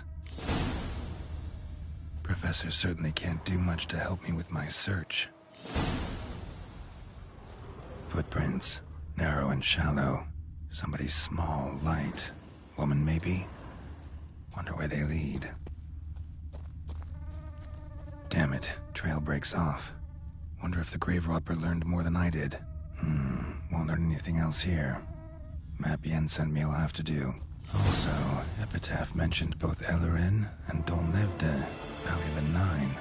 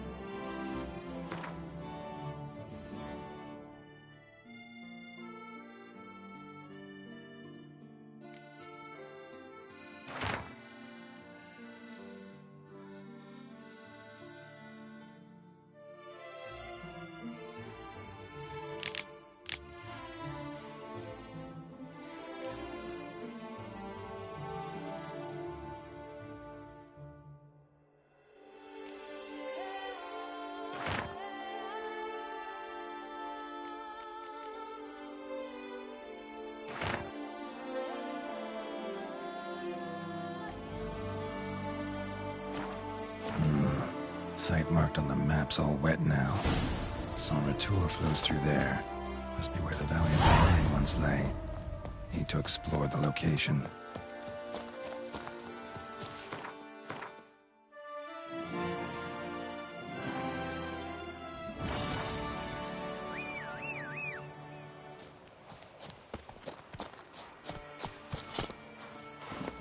Go, go.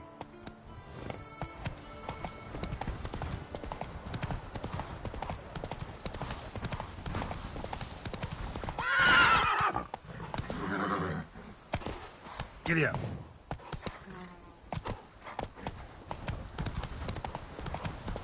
Every day the same. Why?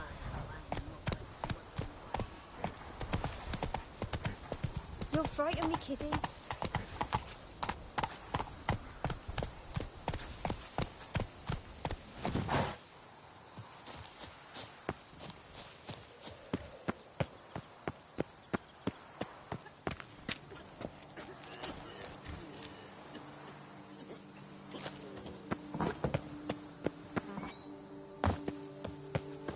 You'll frighten me, kiddies. Come on.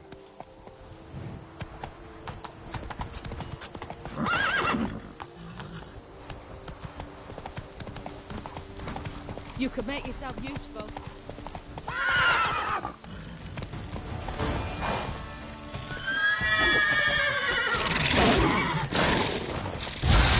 Ugly bastard.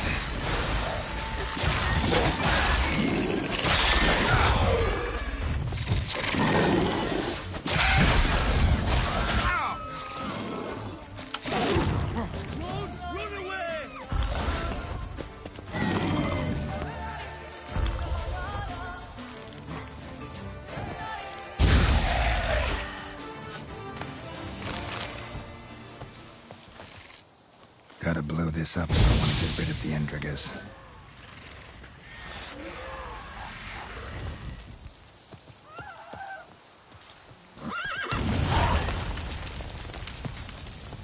Come on!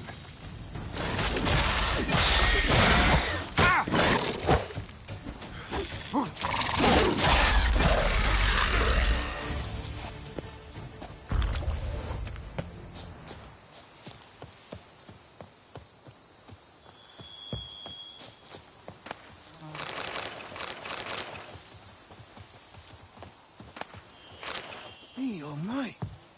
A chop. No, you need but stick out your hand to be kissed. Lift up your bum to make way for a kiss.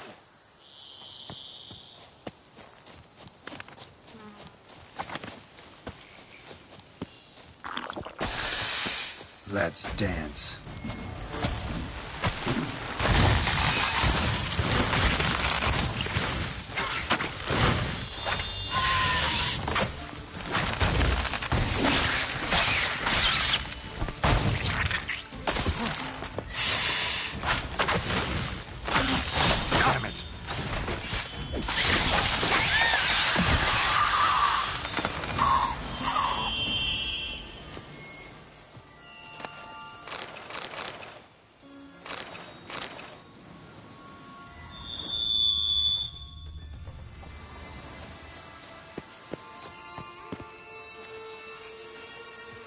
Regis. Couldn't have picked some other place to meet.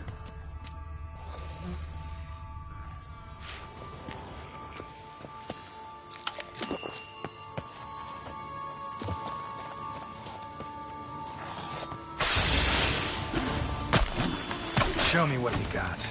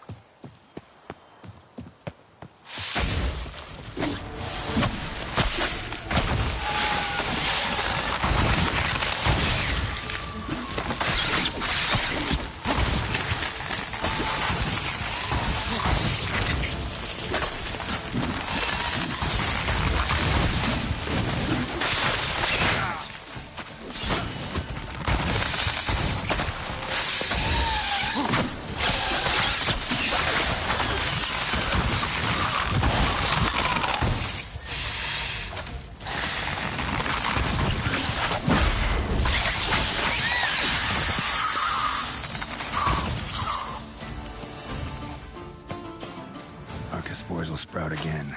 Should destroy the area if I want to get rid of them for good.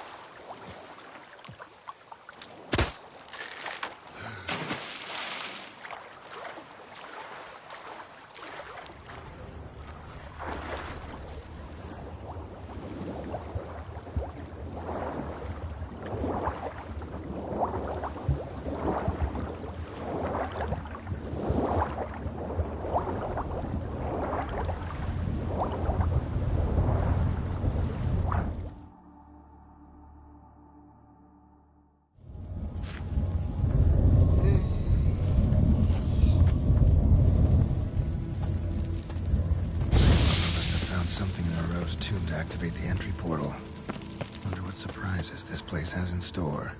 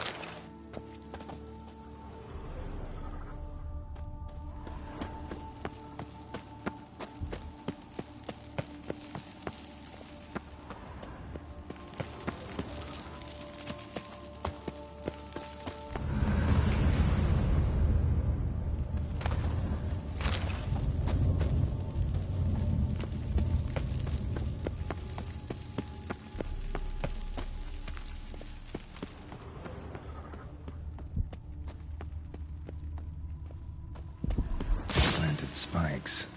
Sick sense of humor someone's got.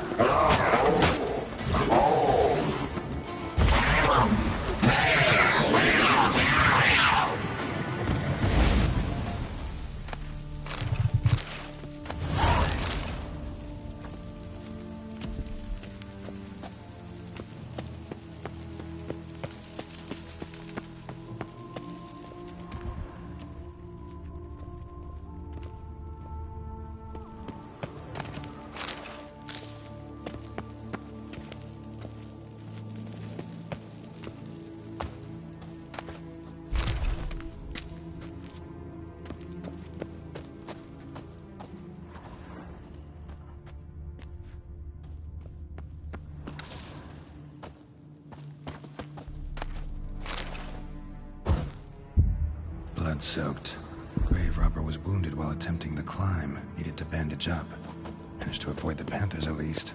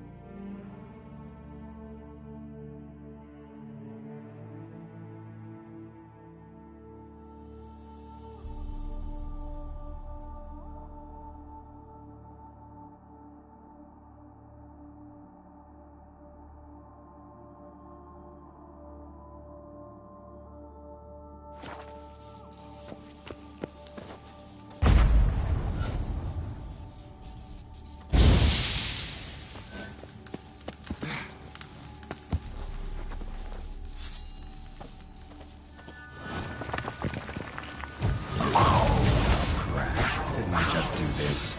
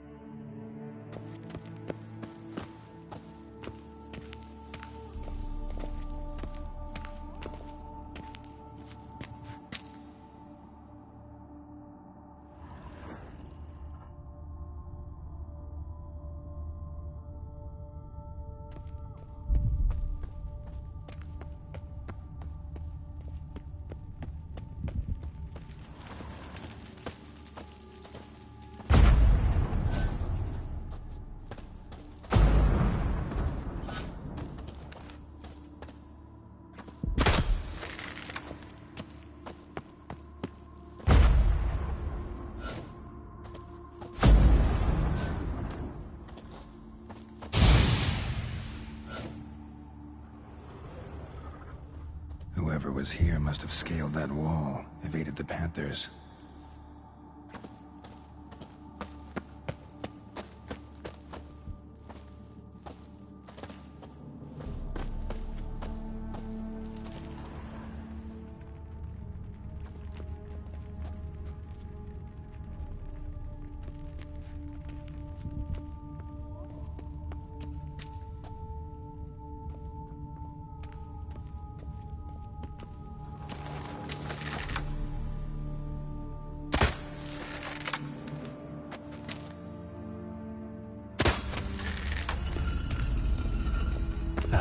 Did it.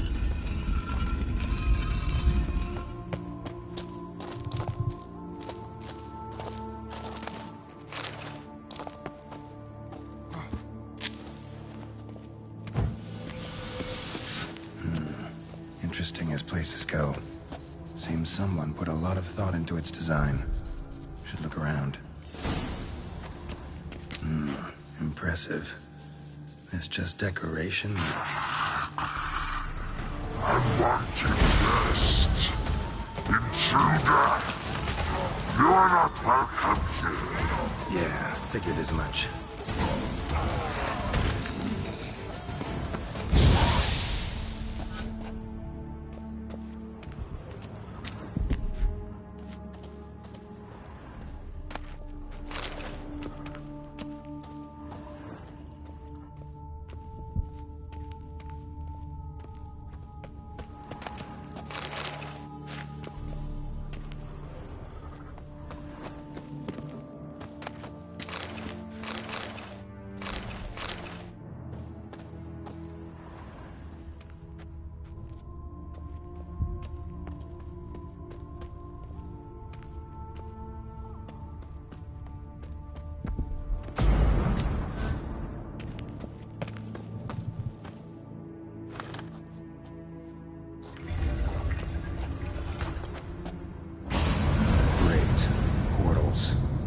Just keeps getting better.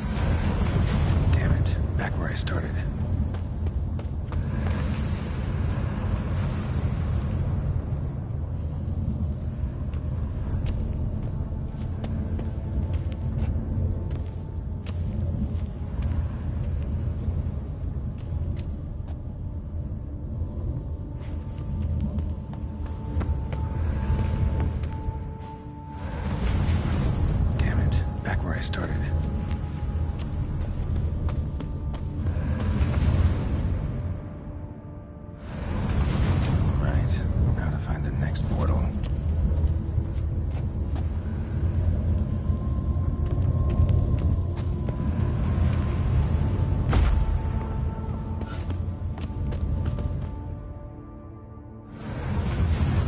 Statues seem oddly oriented, as if to all face in one direction. The right portal, maybe?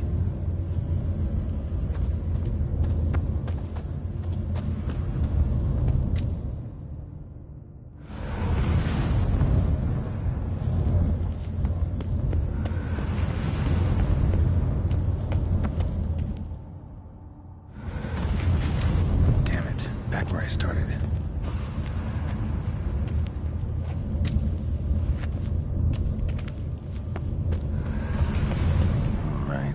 Right.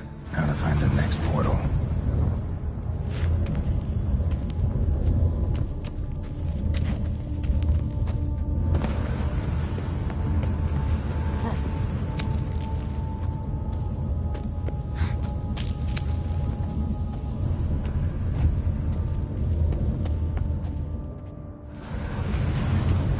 Right. Now to find the next portal.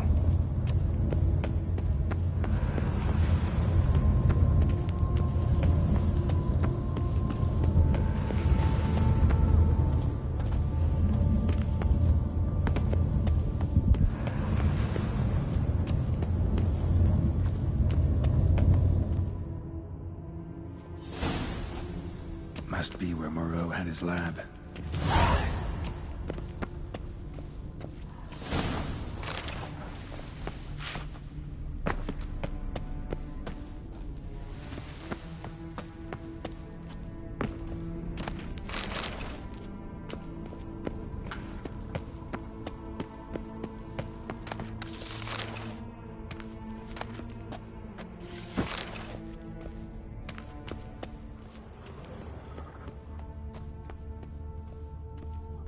Crystals.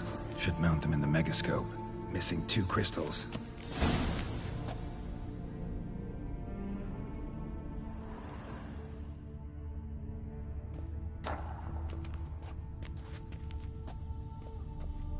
Just need to pick an entry.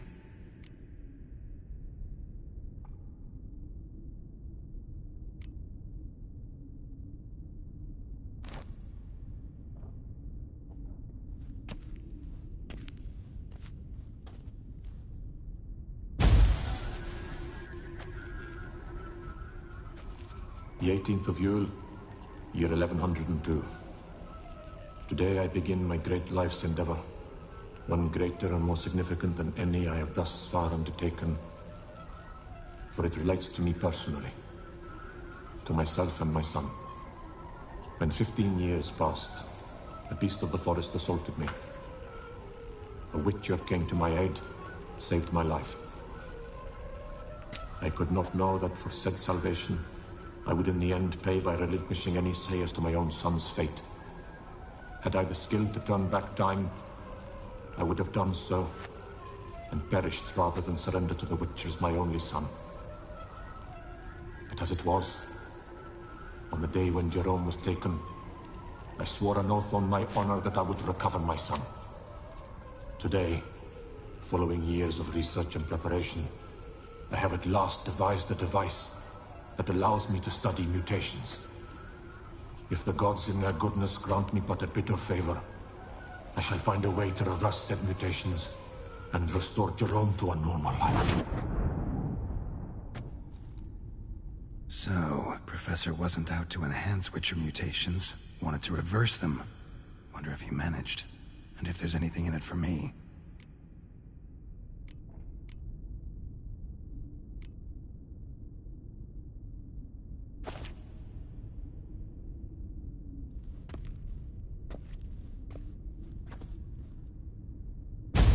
Observation number 30. The mutations do not set in at once. Curiously, they do not develop over a span of time. Rather, for a mutation to progress towards completion, the appropriate mutagen must be applied continuously. The subject does not bear this well, but I found a way to make the mutations less taxing, invasive. To the mutagen base, I add the albumin of a mutated giant centipede egg. Stored in a glass terrarium, the eggs do not develop. Remain small. The eggs themselves are a sight to behold.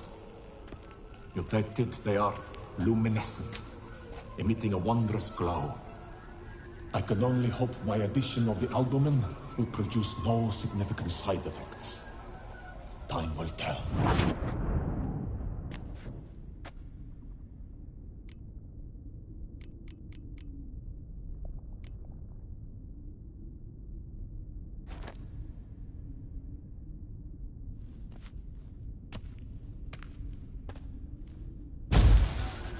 Years of experiments, research, sacrifice, all for naught. I have failed to achieve my defined objective. Each mutation I applied to my subjects proved ineffective when applied to Jerome.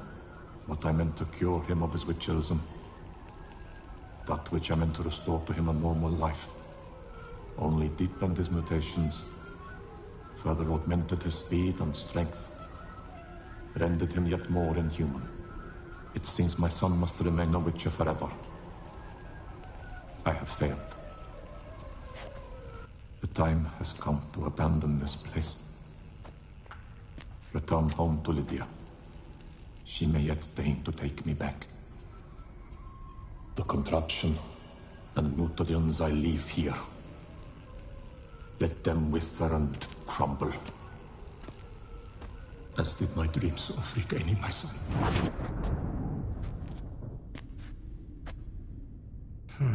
So the professor wanted to reverse the mutation's effects. Ended up deepening them. Stroke of luck for me.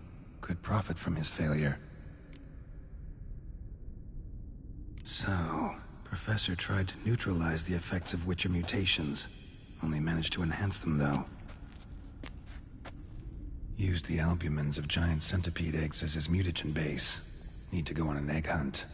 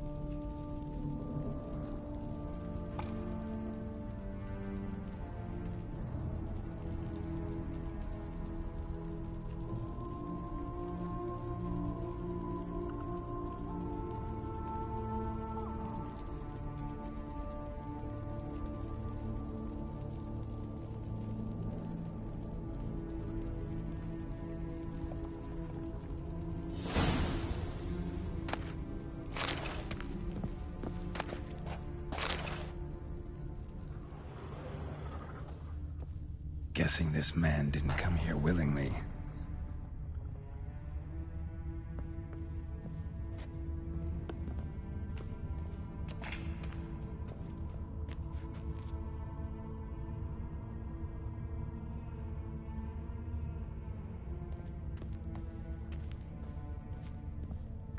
Moreau must have kept his son in here. Grim.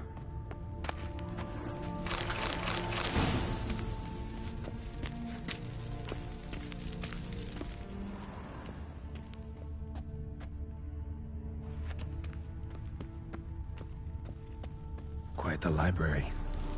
Mostly tomes on mutations and genetics.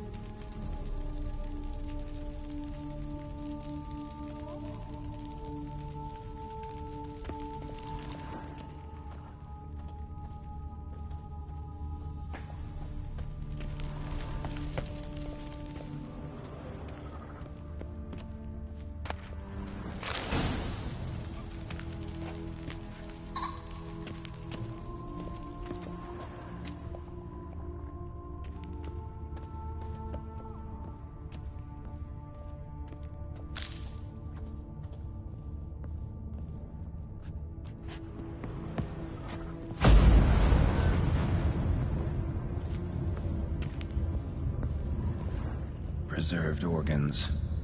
Hope their donors weren't forced to give them up.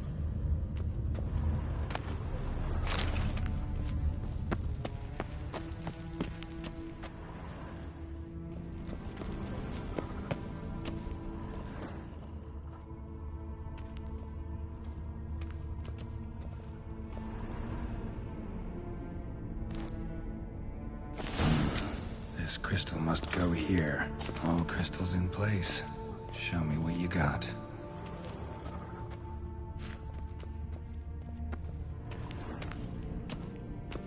Just need to pick an entry.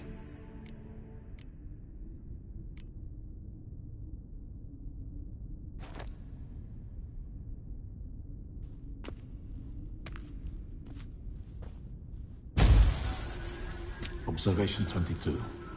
Despite applying a surfeit of toxic substances, significantly more than usual, the subject displayed no symptoms of overdosing. I believe this to be an effect of the mutations. Thus, a minor success. This mutation should allow Jerome better to tolerate toxicity.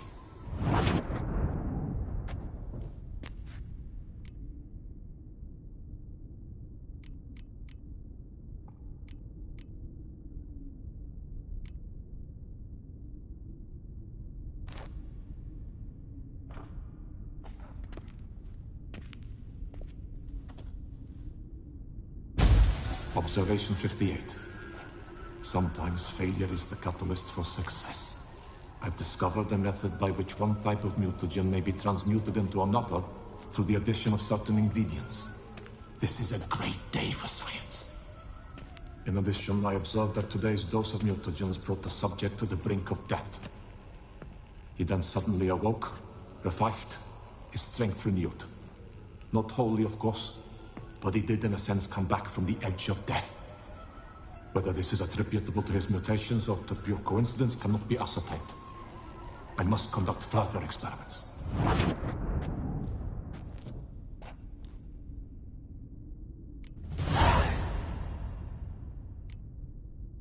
Seen enough.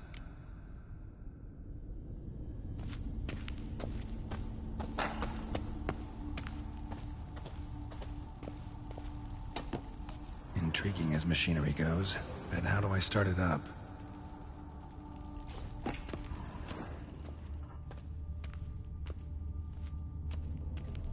Guessing this man didn't come here willingly.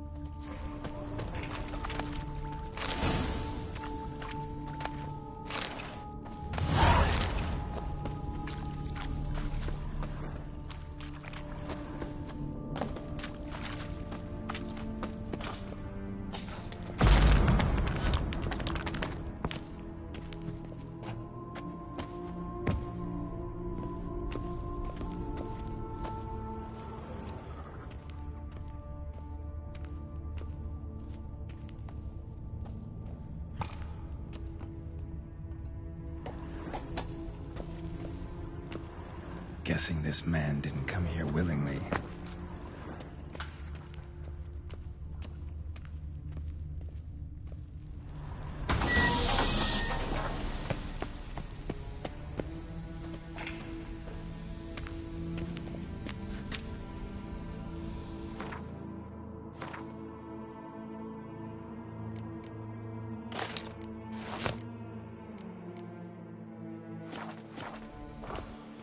No point going in wearing full gear.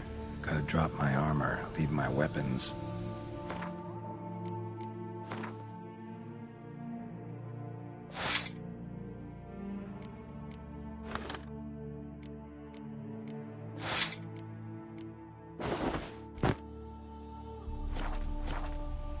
Professor's mutagens might work on me as they did on his son.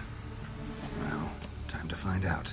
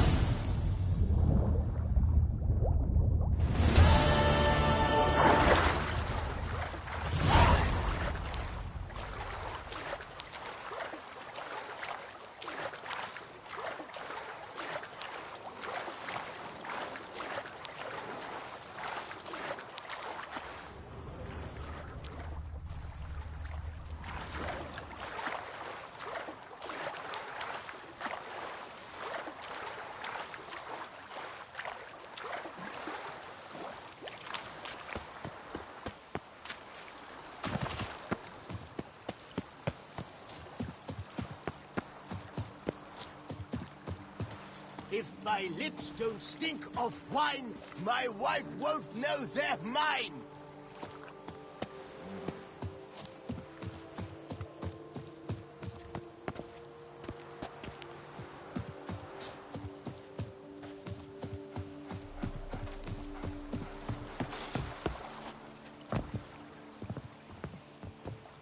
Mouth's dry as a stockfish.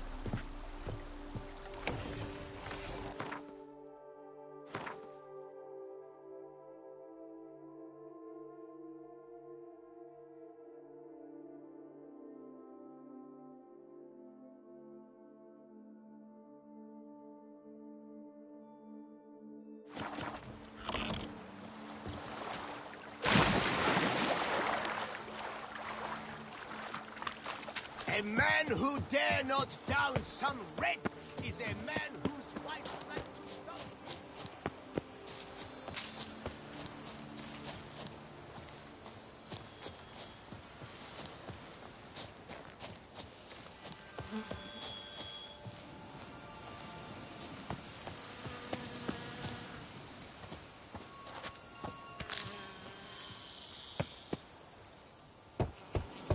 Regis!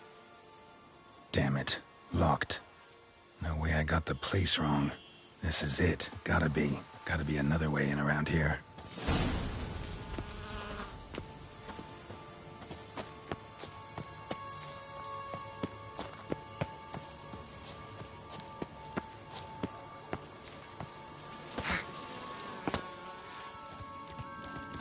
Show me what you got.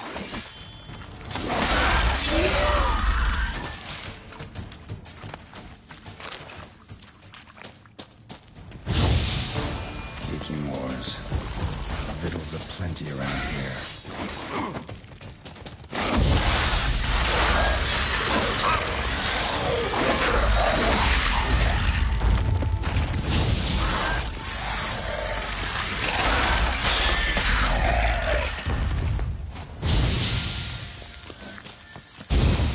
That's some stench.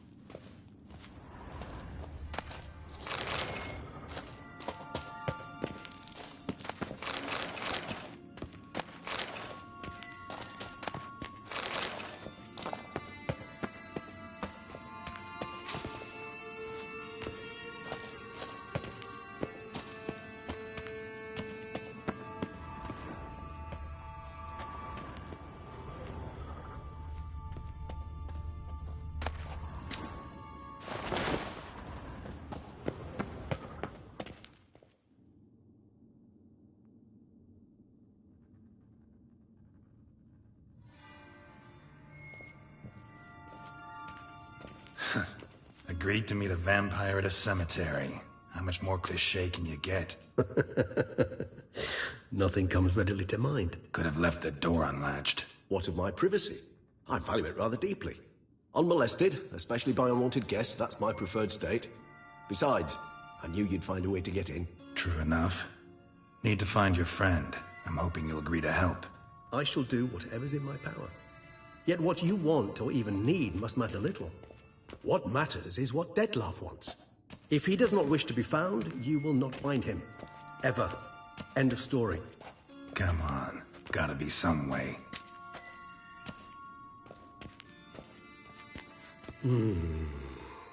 Vampires can evade detection by the senses, and no divination magic works on us. Even the most precise megascope would be useless. And this? Could this help? Wherever did you get that? Off one of the beast's victims, found by a bend in the river.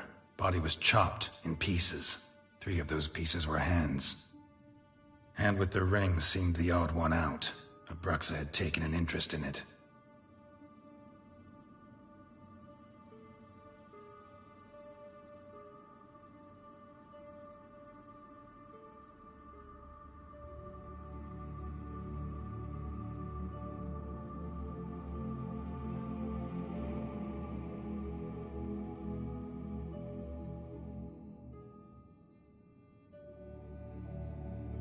It's Dettlaff's hand, without a doubt. It will do splendidly. Ring's pretty intriguing. Made of no metal I've ever seen. And the ornamentation. It comes from our home, where we lived before the conjunction of spheres. It's actually mine. I received it from a dear old friend. You might call him a humanist.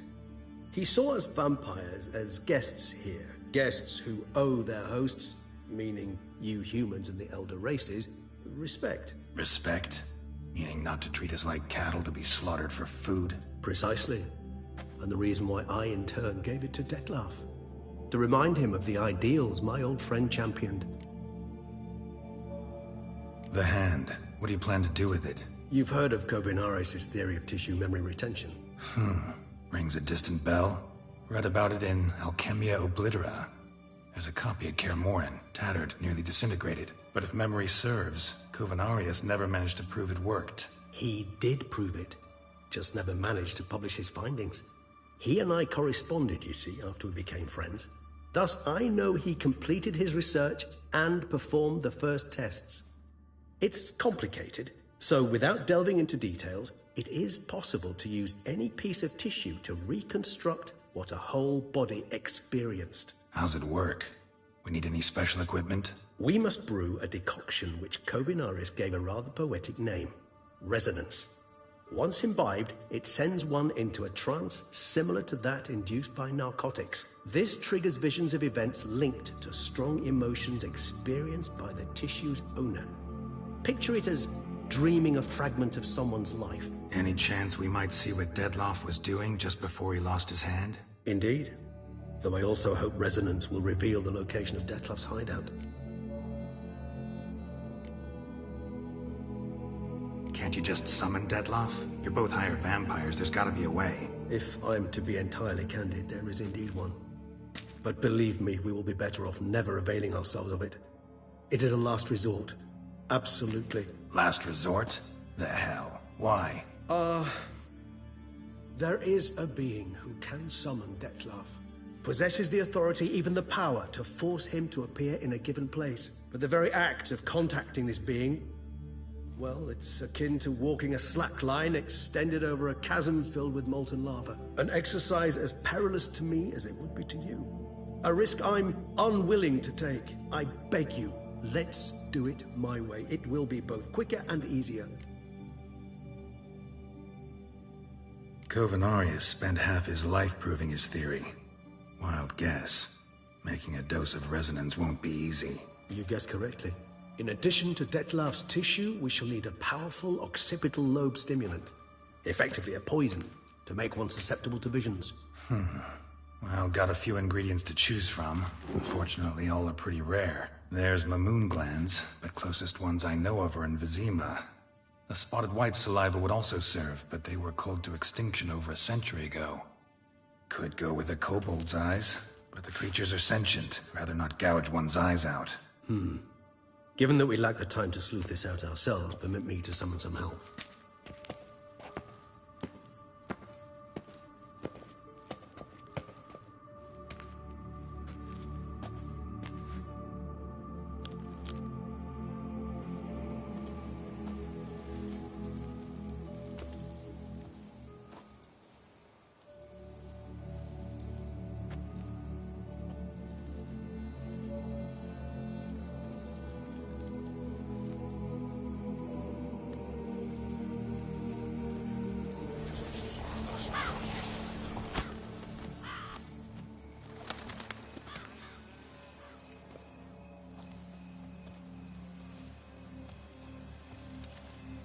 What was that? A raven? Rather a common sight at this latitude. Very intelligent fowl. I asked him to look for the creatures you mentioned. Him and his brethren. Perhaps they'll find one in the area, and I would hazard that a flock of ravens will spy any said creature faster than a solitary witcher would. With all due respect to your skills, my friend. It will take them some time, nonetheless, so perhaps you'd care for a snifter of mandrake.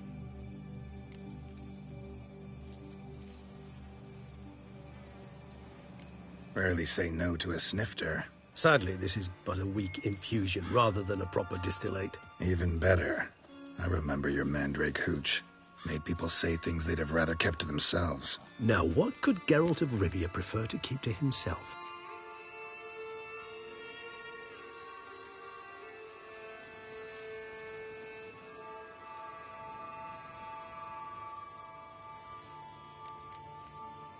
Everyone's got some secret. I agree wholeheartedly. I also believe it wise at times to share one's secrets, unburden oneself to those one can trust. This your sophisticated way of asking me if I trust you? I prefer almost always to ask indirectly. It seems a test of intelligence, one you just passed. Maybe you should go first. Reveal one of your secrets. After all, you vampires lead very interesting lives. Anything in particular interest you?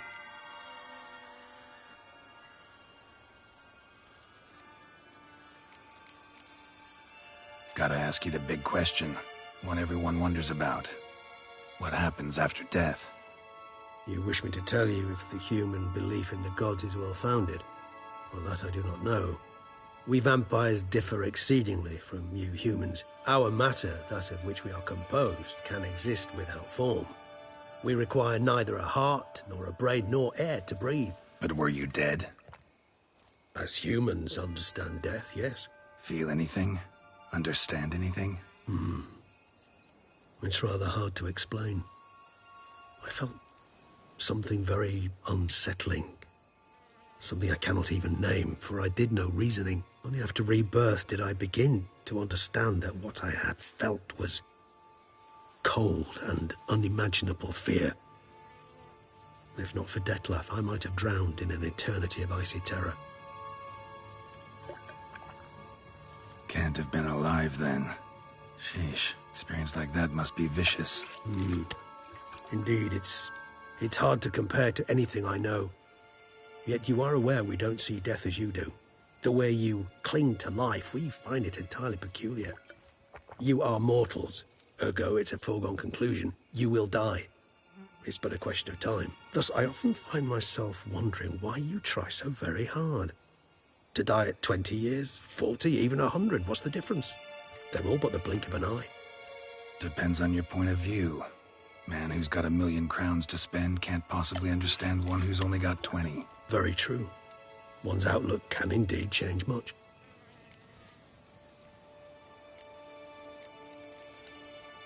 Curious what you did after you were reborn. As I'm sure you can surmise, at first I was thoroughly absorbed with recovering. As it is, I've still not recovered completely. Yet I was so weak the first year that I could not stand nor move on my own. Dettlaff bore my weakness bravely, showed great patience. If not for him, I wouldn't be here, and I'd have regenerated far slower. Once I could at last stand unassisted, I set off for Bruges, for my one-time home of Dillingen. There I led the peaceful life of a rural healer and surgeon, enjoying my neighbours' respect and, in fact, constituting the exact opposite of the monstrous vampire the populace imagines. Bruges, you say? Rebirth make you sentimental? Perhaps a dash. But what of you? Where have you been? Ever find your Cyrilla? Back then, yeah. But we parted again soon after. And when the time was ripe, she came back. Defeated the Wild Hunt together. Ooh. Seems I certainly missed quite a bit while I was absent. True enough. But it's a conversation we'll have another time. Need to know more about you now.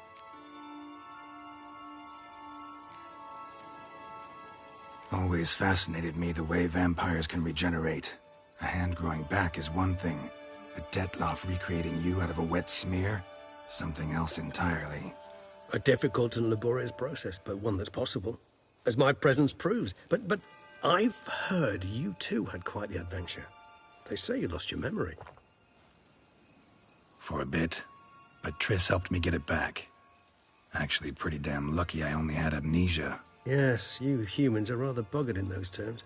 To strip you of life is, well, it's just plain easy. I've always pitied you in that regard. We vampires are much harder nuts to crack. If a member of another race kills one of us, we can be reborn with the living higher vampire's help. However, if one of our own strikes the deadly blow, death is permanent. There can be no rebirth. One of the chief reasons why vampires long ago swore never to fight one another.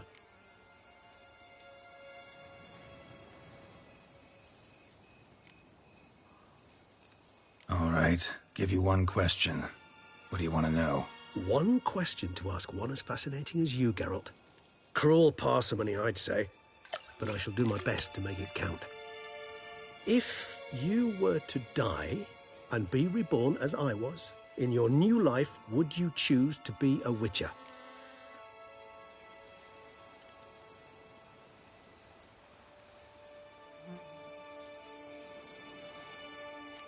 See, Regis. Doubt I'd know how to be anything else. Ever tried? See, you're determined to get an answer, to find out if I like being a Witcher. Just refuse to ask directly, as always.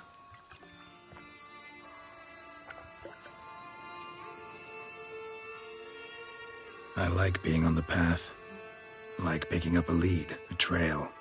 I like the tension right before a fight. And nothing gets my adrenaline flowing like battling a beast. Even gotten used to people treating me like a freak, an outcast. Yeah, not something I think about much, but I like being a Witcher. Thank you for being honest. Honesty is an attribute of the truly brave, and thus a privilege of the very few. Still no sign of your winged friend. Sure it understood what you wanted? Dead certain. Let's wait a bit longer. It'll return soon, don't doubt that for a moment.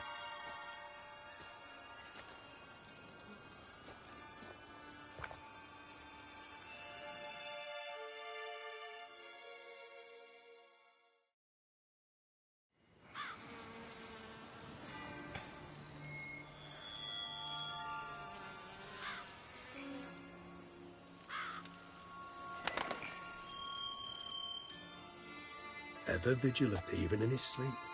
Quite vampire-like, in fact. Are you absolutely certain they don't administer a few of our genes during the trial of the grasses?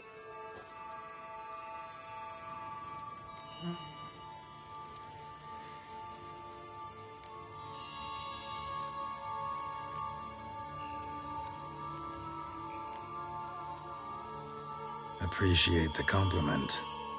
Got something for me? You were right. No kobolds or mamoons for miles around. Knew it. Allow me to finish. You see, there's this spotted white. It haunts an abandoned residence in the Caraberta woods. Impossible. My brethren hunted down every last spotted white before I was born. Then it seems you must revise your knowledge of spotted whites. For somehow this one managed to survive your brethren's onslaught. It seems I know this home it haunts. Recall a tale about it. Locals believe the place cursed. Perhaps that's how the white survived entirely unmolested.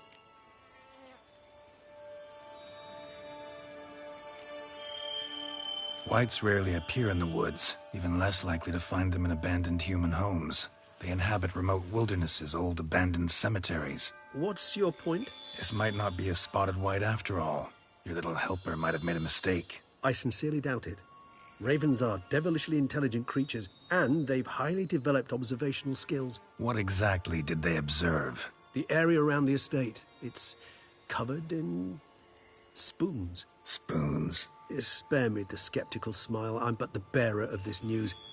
Or perhaps this spotted white is a hoarder. Or the spoons are somehow related to the curse.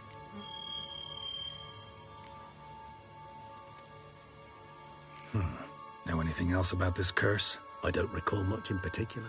Really don't attach much importance to such things. It was mentioned to me as an anecdote, no more. Come on, search your memory. Something, anything could be important. I believe it had a relation to hunger, or, perhaps greed, rapacity. Someone was punished for something... Textbook definition of a curse, pretty much. Sorry, Geralt, I try not to clutter my mind with the details of every far-fetched tale I happen to hear. What are your thoughts? A specimen of a species thought long extinct, and a curse, in one place. That a coincidence, or are they related? Ah, professional curiosity. Personally, I've nothing against you delving into this dilemma, but please remember we need the white's saliva. Nothing beyond that. Let's do this. Start making your decoction while I go get some saliva from that white. Uses it in its brews. Do you imagine the white will simply sell you some? Worst case scenario, I'll bring you its salivary glands. They ought to do as well. For a moment there, I imagined you asking the white to spit into a vial. Quite amusing as a thought, but the salivary glands will do fine indeed. So, see you later. Yes, till later. I shall start by perusing some tomes. Tomes? Thought you were gonna make this decoction. We require one last ingredient.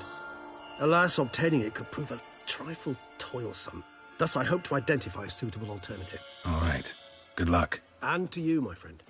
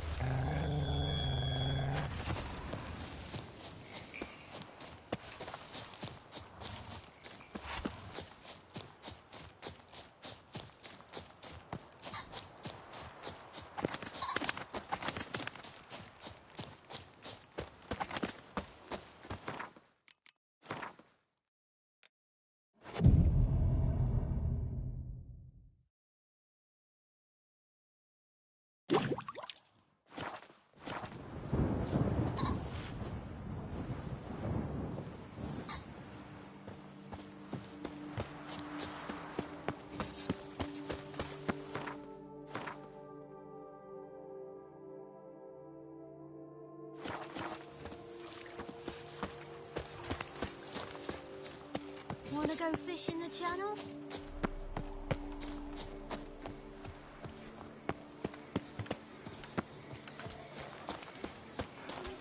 Me oh my! A witch Hey, Edgar. Are the rumors true?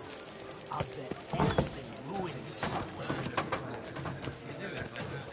Welcome to my humble establishment. What land do you hail from? Been on the road so long, don't know how to answer that. Let's just say I'm from the north. Ah, is it true what they say? About the war, death, destruction all about? Exaggerated.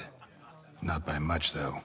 Oh, forgive my asking, but I family in Edam, see? So I'm curious. But please, do tell me what I can do for you. Show me what you're selling.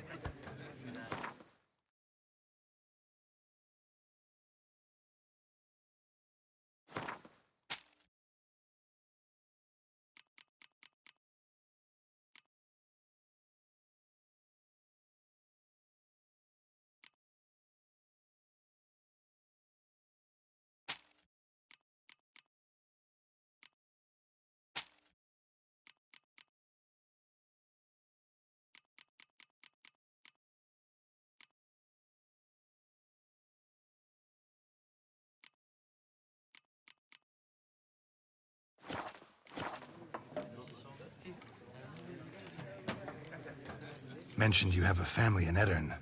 Whereabout, if you don't mind my asking? In Vengerberg? You've been there, perhaps? Yeah, number of times. It's the hometown of my... of someone very dear to me. At any rate, pretty town, Vengerberg. Also didn't suffer too much during the invasion, from what I know. Oh, that is a relief to hear. A weight off my shoulders, I tell you. Should be going. Farewell. Drink, food. What's they know?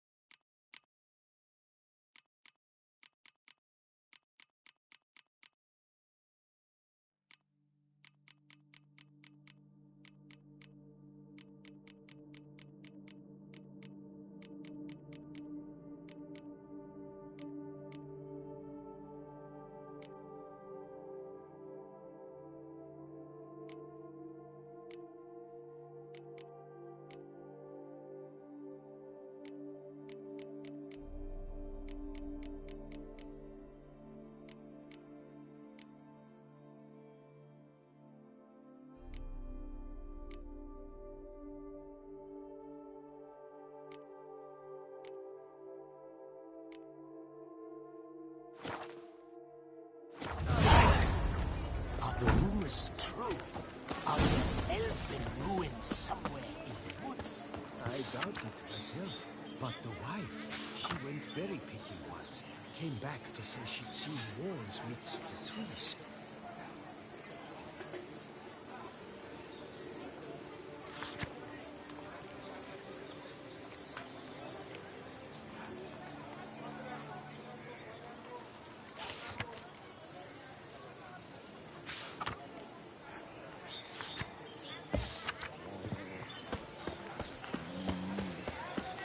What's going on there? Mouth's dry as a stockfish.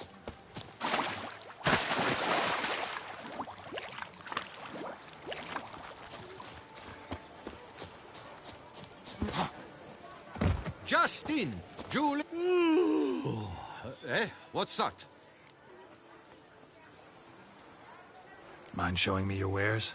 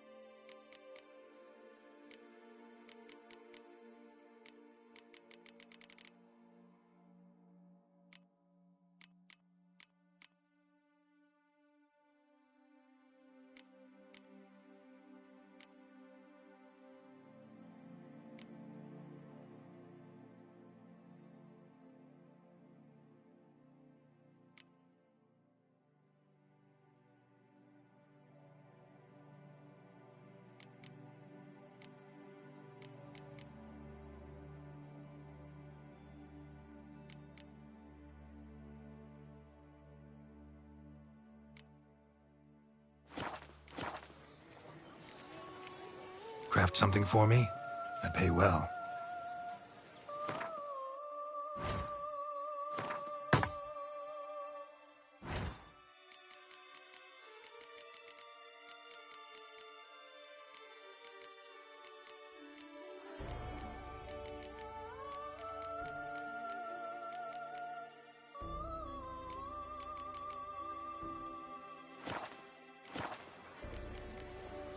So long. Jewel-encrusted galligaskins. The latest range. Welcome, Snow. Mind if I glance at your...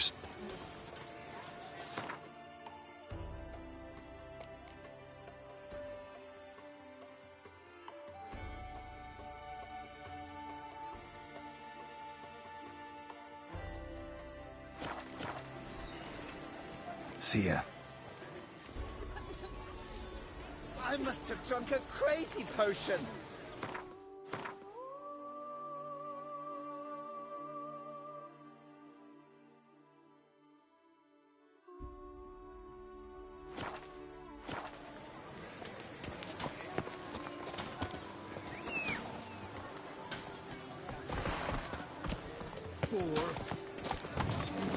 Let's go.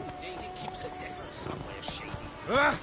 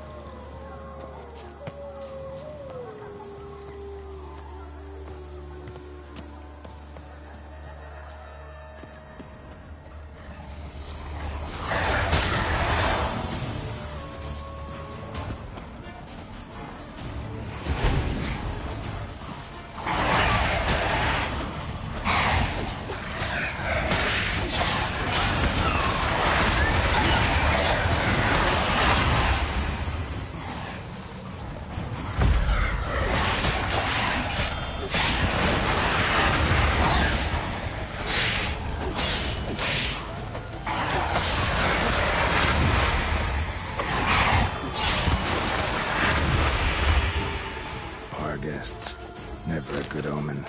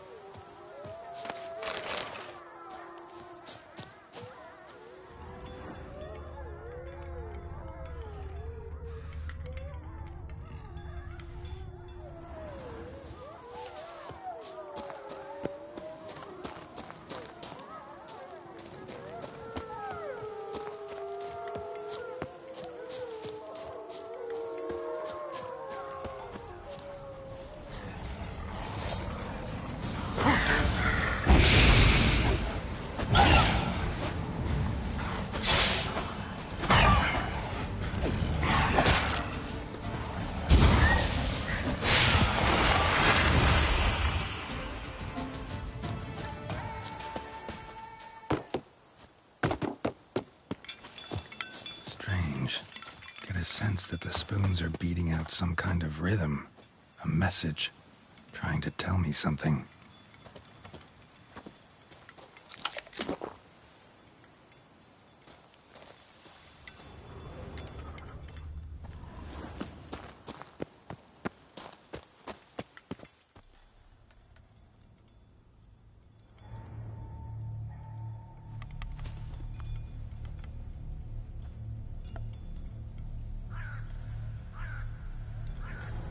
None shall sit and dine with you at your table. No spoon you have shall sate you. Never again shall you wish to spy your reflection in the mirror. Sounds like a curse, all right.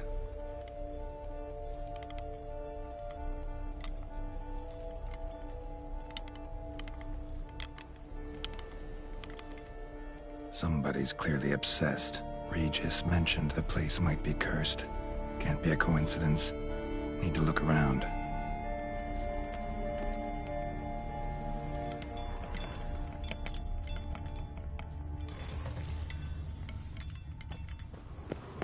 A pigsty. Need to search it thoroughly. Find a way to collect some white saliva. White's obsessed. A real collector. Thoroughbred. Spoon's incredible. The craftsmanship. Must have graced a rich man's table.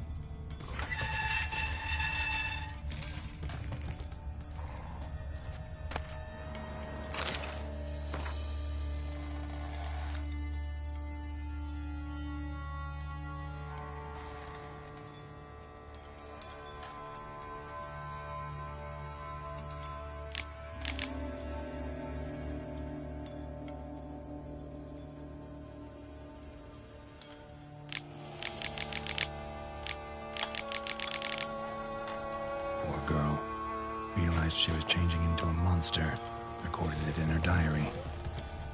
Poignant.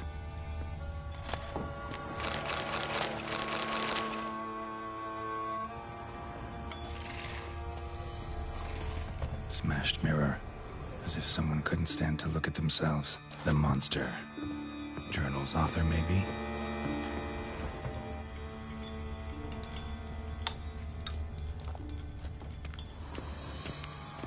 No spoon you have shall sate you.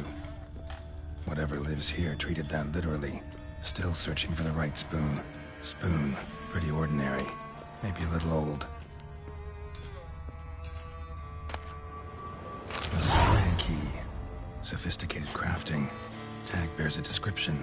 White's a true collector.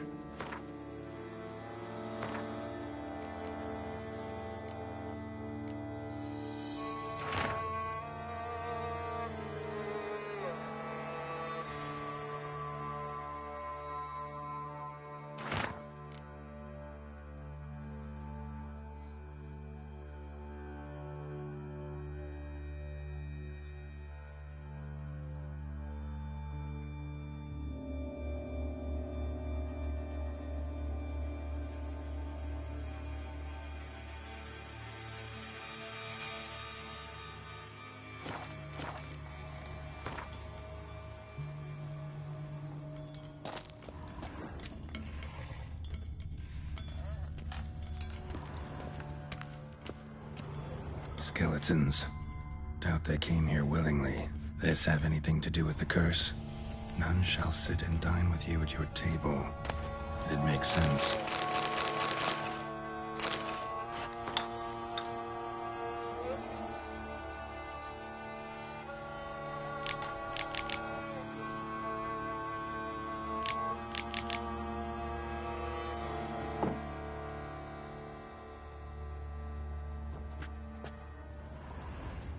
Woman's name scratched into this wooden spoon. Romantic.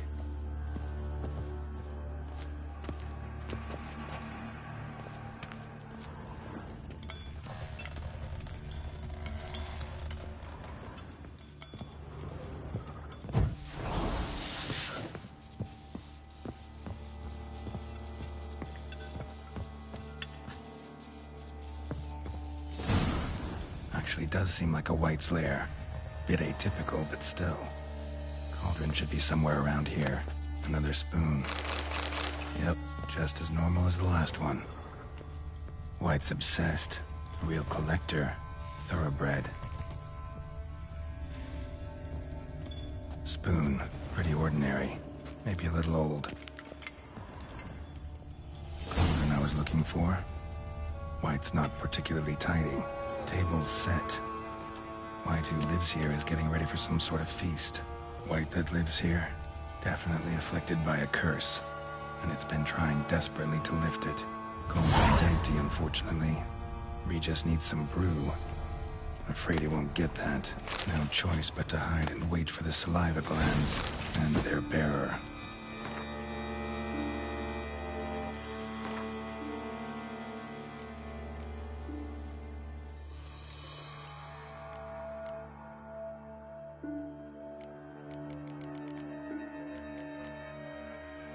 A spot that'll let me observe the cauldron.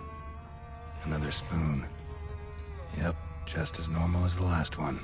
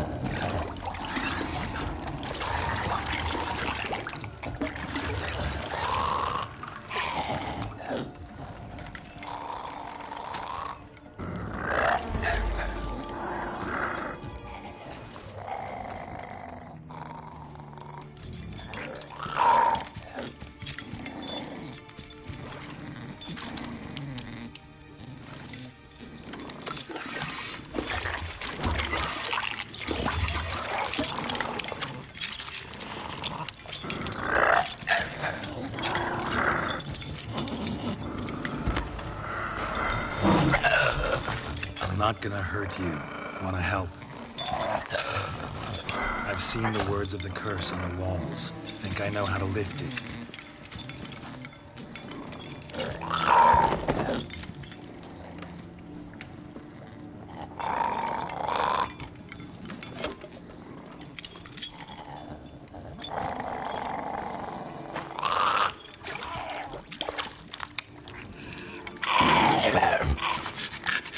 You tried to bring folk here, convince them to sit at the table with you, right?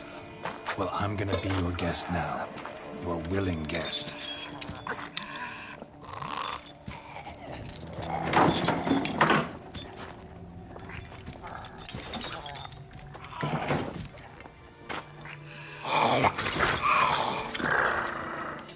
Just need a bit for Regis. And now we'll tend to you.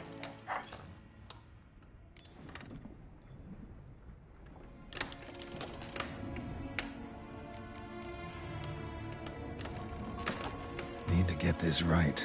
Words of the curse were, none shall sit and dine with you at your table. No spoon you have shall sate you. Never again shall you wish to spy your reflection in the mirror.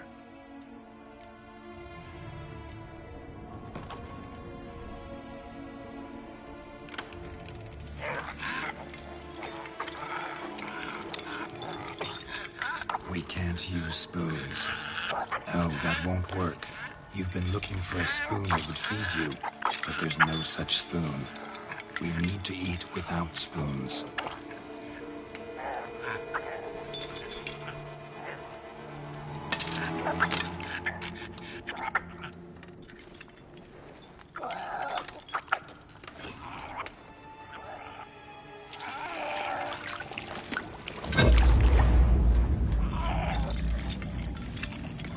Open your eyes.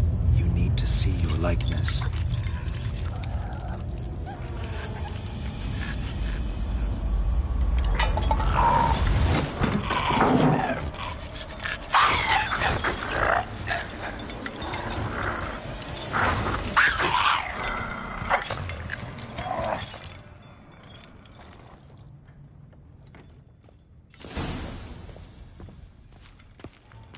Think it worked.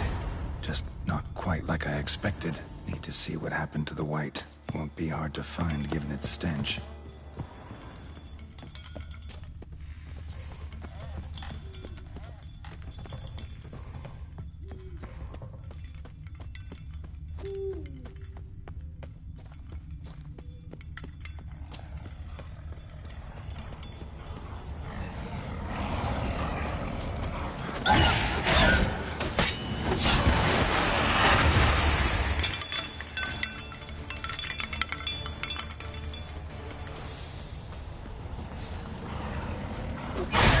quickly.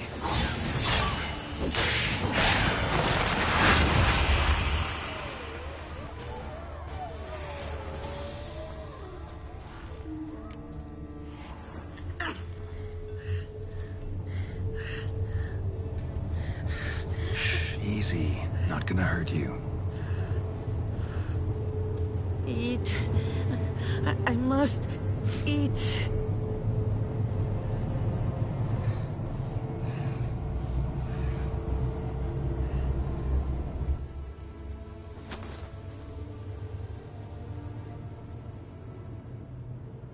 I'll take you someplace safe.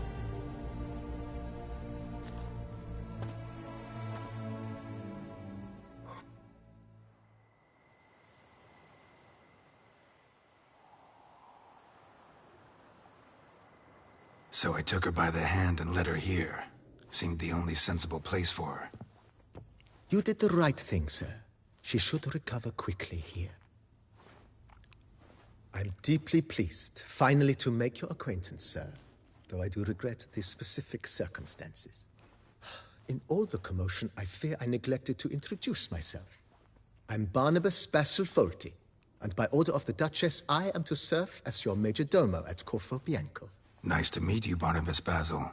Love to talk more, but got urgent matters to attend to. While I'm gone, please make sure she gets everything she needs. Don't worry, sir. I shall see to everything. She is safe here and in good hands. She'll soon be back on her feet. Might actually take a while. She hadn't eaten anything in over 100 years when I found her. Horrid. Whatever brought this about?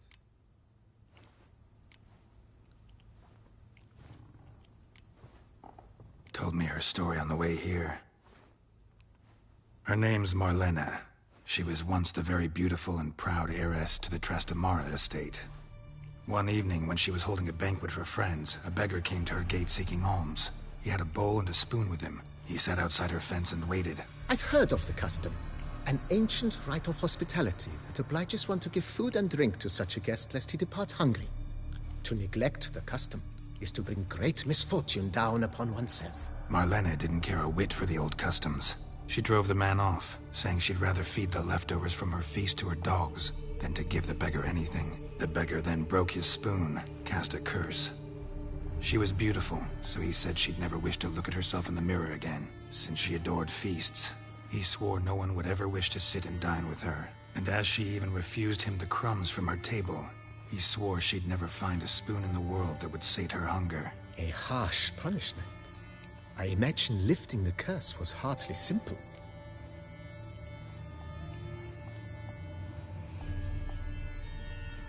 Curses are tricky. They play on irony.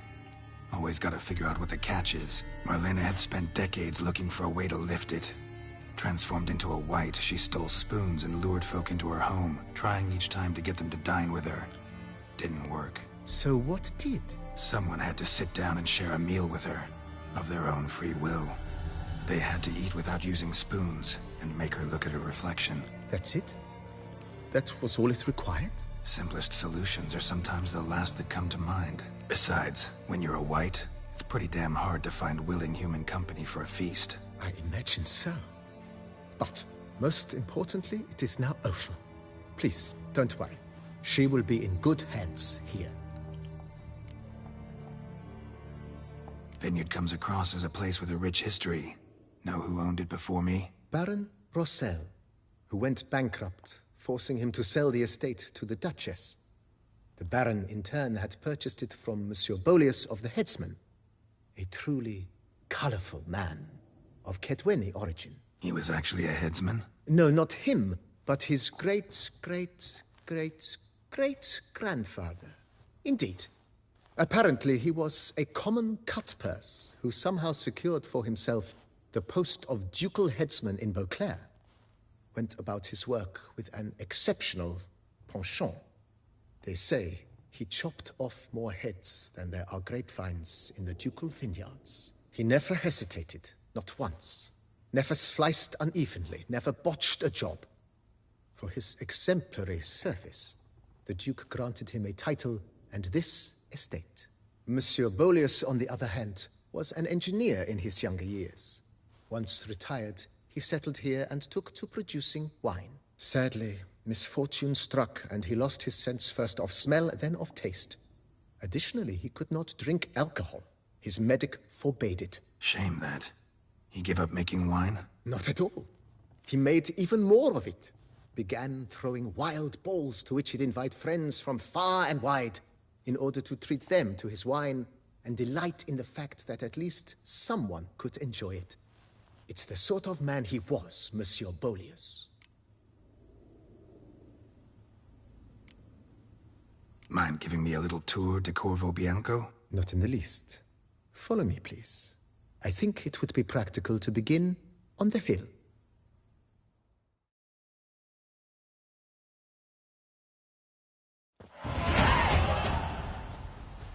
Behold, sir, your estate in all its splendor. Pretty vast. Indeed. And now, sir, allow me to show you a handful of interesting details. Follow me, please. Been a major domo all your life? Yes, I come from a long line of major domos. My father was a major domo, as was my grandfather before him, as was my great-aunt. In fact, she was the one to start the tradition. Great-aunt? A hard woman. It is said that already as a child, she knew where she was going, and went there. When she arrived in Beauclair, she signed on as a chambermaid at one of the vineyards, then slowly worked her way up to major domo. She dragged the rest of the family up the same path.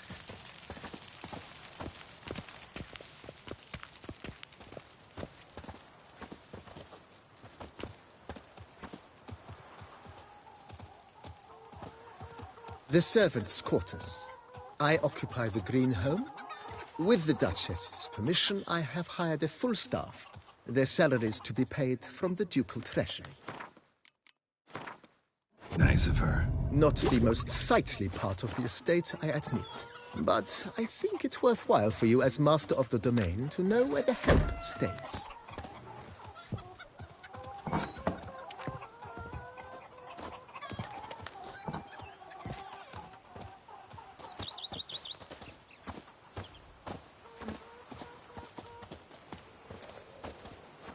Baron Rossel ordered the vines in this part of the estate uprooted and olive groves planted in their place. They look beautiful, especially come spring. Don't look at all bad now, either.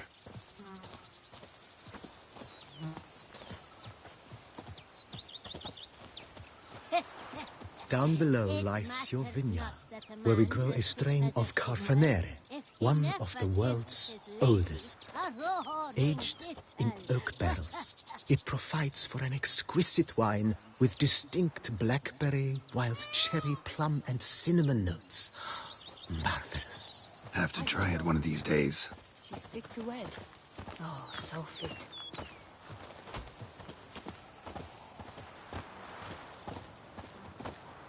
Nice well. Picturesque. Yes, though it ran dry long ago. During the raucous feasts Master Bolius held, he would order it filled with wine. There's a tale about a guest attending a Bolius ball for the first time and thus unaware of the custom. He had suffered great heartbreak and had decided to end his life by jumping into the well.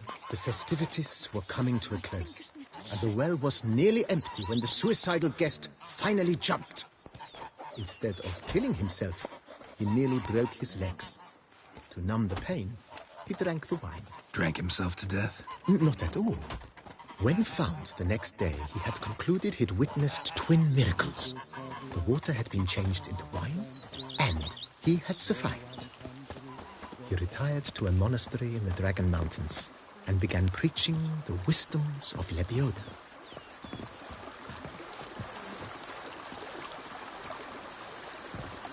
Meet all those wenches at Coronata. Birth their babes the bum way.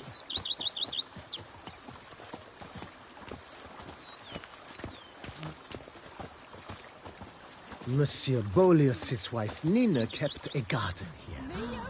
A supremely lovely place it was. Bit neglected now. I agree.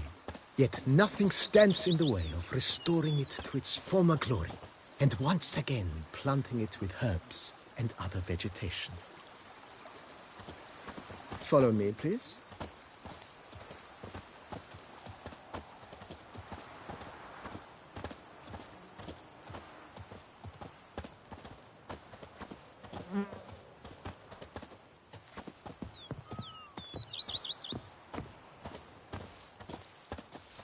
Madame Nina planted diminutive, delicate flowers and herbs here. One might say their aroma still hangs in the air. You're quite the romantic, Barnabas Basil.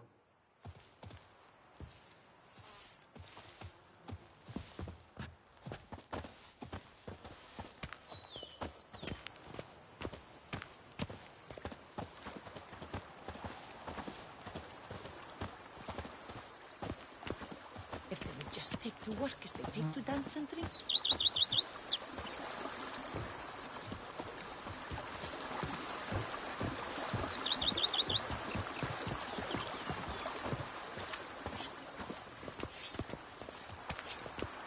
Cheap shenanigans. I can't see it. This served as an additional wine cellar in years of plentiful harvests. Bit of work, and it'll make a fine stable for Roach.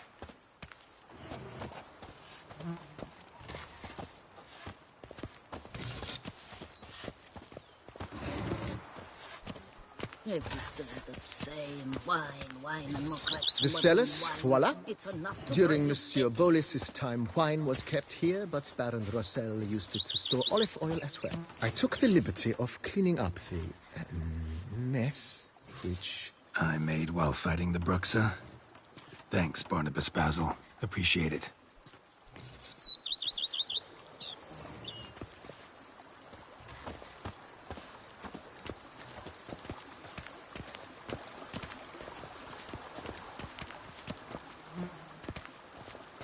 As you can see, the facade is, how to put it, slightly stained. But one cannot deny it, a certain subtle southern charm. True, though it could use a bit of subtle paint.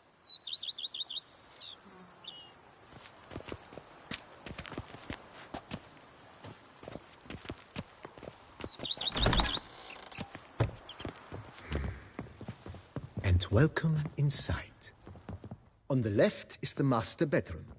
On the right, the dining hall and kitchen. Upstairs, you shall find the guest room, currently used for storage. Not a bad idea. At the moment, the house is only minimally furnished. Yet I believe we will, together, devise some innovative arrangements. A few paintings, for instance, would breathe new life into the abode immediately. With that, sir, you've seen the full lay of the land. Corfo Bianco is a beautiful estate. Though one must admit, time has taken its toll. Forgive me for being forward, but if you were to choose to invest a small sum towards its beautification, consider me at your service on the matter. Think I'll take you up on that. Be sure to come and see you if I decide to do any remodeling.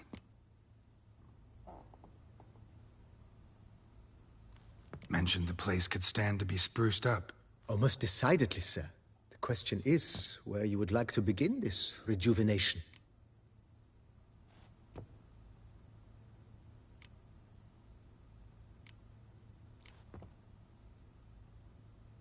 Got these spacious grounds. But maybe it's time to make them more... useful. Oh, yes. We certainly should. The way I see things, given your trade, sir, you would be wise to put in a grindstone and an armorer's table. A good way to start things off, don't you think?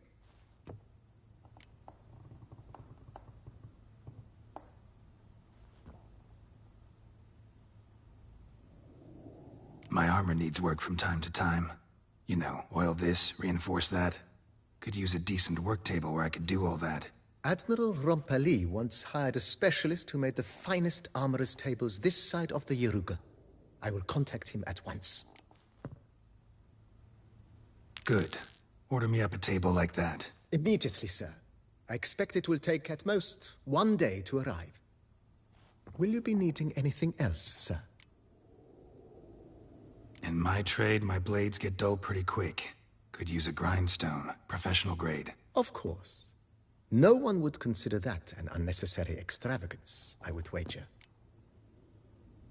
Then send out for one, please. A high-quality stone to be set up in the yard. Of course. I shall send a runner to town at once. I believe you shall be grinding to your heart's content by tomorrow. Will you be needing anything else, sir? Starting to get into this whole renovating thing. There must be other things we can improve. I agree. Yet I would urge you to hold off on further construction until the ongoing work is done. Juggling can be a challenging art. That's all for now, BB. Thanks.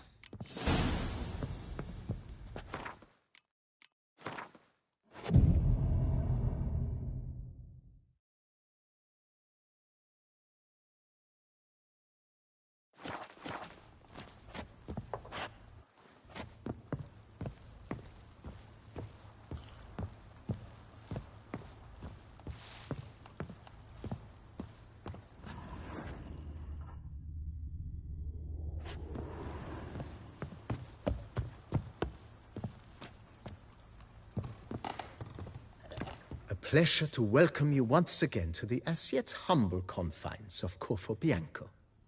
When last we met, I did not get the opportunity to present my credentials. With your permission, I shall do so now. I previously served with distinction at the Whoa, Barnabas Basil. One thing you ought to know, I'm not your typical landed gentleman. Truth be told, this is the first real property I've ever owned. Oh, in that case, you must leave it all to me. I shall organize, see to everything, and whip the house into order. Great. Can already see I'm in good hands. Starting to really like this place. Maybe we should keep going, refurbish some more. What do you think, BB? As you wish, sir. Shall we see to the house or the grounds this time? Been thinking about the outer walls. Maybe a fresh coat of paint or some patching. If I might dare to make a suggestion, why not start with a general renovation? I once oversaw such work at Admiral Rompelli's summer residence. Not only did the residents... It's in your hands then. Make the place shine. I shall get to work immediately. Within a day's passing, I shall have sent for the crew which rebuffed the Admiral's residence. They are the finest specialists around. Highly skilled at what they do, it shall not take them too long, I wager. Is there anything else you require, sir? Feels like by investing a bit of coin, I could make the house more functional. I agree. Yet I would urge you to hold... Thanks. Gotta get back to my business now. See you soon.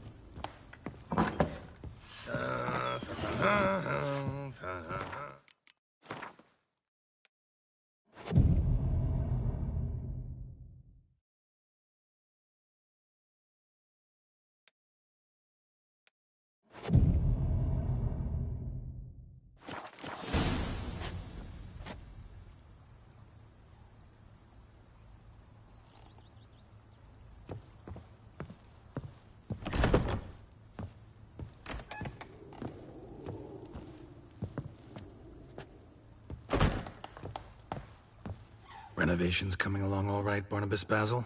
Superbly, sir. General refurbishment has been completed. And I took the liberty of adding 2 racks, each upon which you might hang weapons and armor, if you've some pieces you'd like to display. Likewise, I have prepared a few spots in which new paintings might be hung. In News, the laborers dusting out the cellar have made a most unusual discovery. I believe it's something you'll wish to see. If you say I should see it, I'll go see it right now, BB.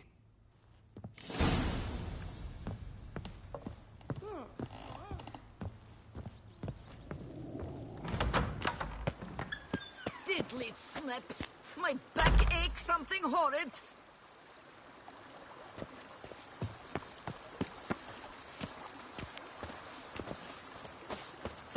Women and chaps, the more you beat them, the better they are! Ah.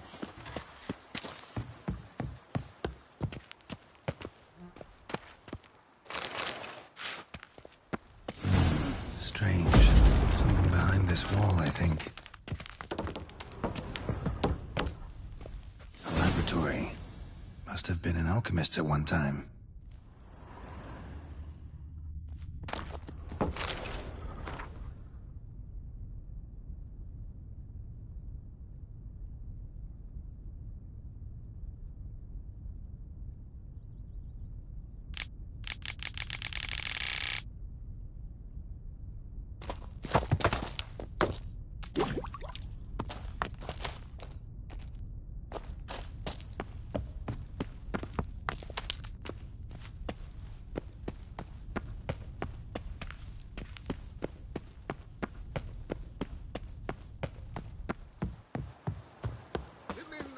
Chaps, the more you beat them, the better they are! BB, know anything about the laboratory in the cellar? One of the previous owners take an interest in alchemy? A laboratory? Alchemy? I know nothing of it. But I understand that to a witcher this must be a very intriguing find. It is. It was walled up. Equipment's pretty ancient too, so it must have belonged to someone who lived at Corvo Bianco before you started working here. Whoever it was sure knew their stuff, though. Got dragonglass vials and flasks, stills, sublimators, vengerometers. Forgive me, sir, but I fear I don't follow. Just saying, it's top-notch equipment. True masterpieces of craftsmanship for use in alchemy. Brewing a concoction with this stuff versus doing it over an open fire? Well, there's no comparison. Then I am all the more delighted you discovered it, sir. Starting to really like this place. As you wish, sir. Starting to get into this whole renovating. What a splendidly wise idea. Now that the general refurbishment is done, why not see to the grounds? Perhaps renovate the stables, or return Madame Bolis's garden to its former verdancy?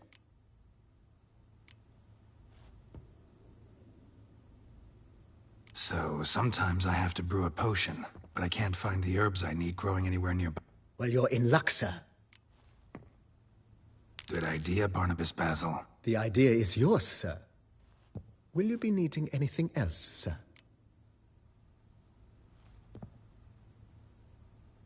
You know, Roach. Oh, a sturdy... My Roach deserves the best. I shall get to work at once. Will you be needing anything else, sir? Feels like by investing a bit of... Indeed, momentum...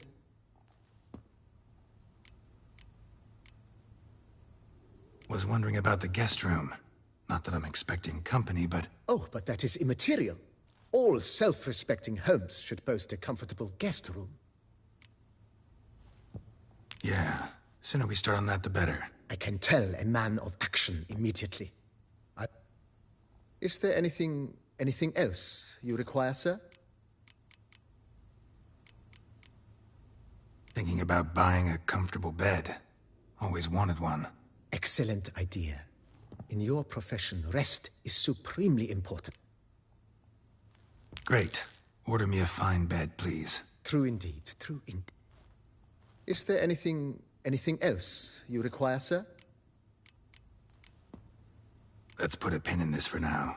Remembered I have some urgent business to tend to. Not the slight...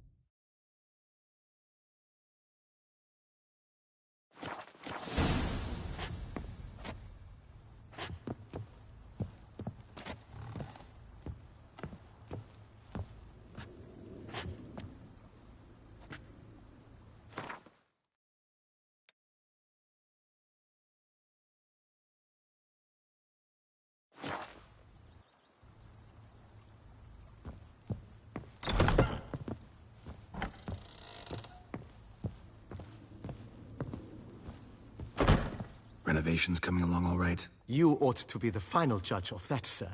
Yet, in my humble opinion, they are progressing splendidly. The laborers have completed all the general renovations. Also, the furnishings you had me order have arrived. Starting to really like? As you wish, sir. Shall we see? Starting to get into this whole renovating. With the utmost respect.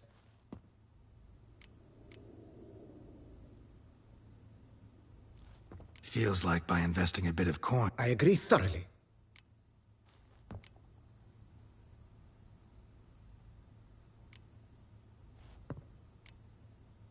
Along the path, I've often picked... I agree. Yes, just... It goes without saying, sir. By this time tomorrow, they Is there anything else you require, sir? Could use another weapon. I know of a carpentry... Fine. Of course, at once. Is there anything... That's all for now, BB. Thanks.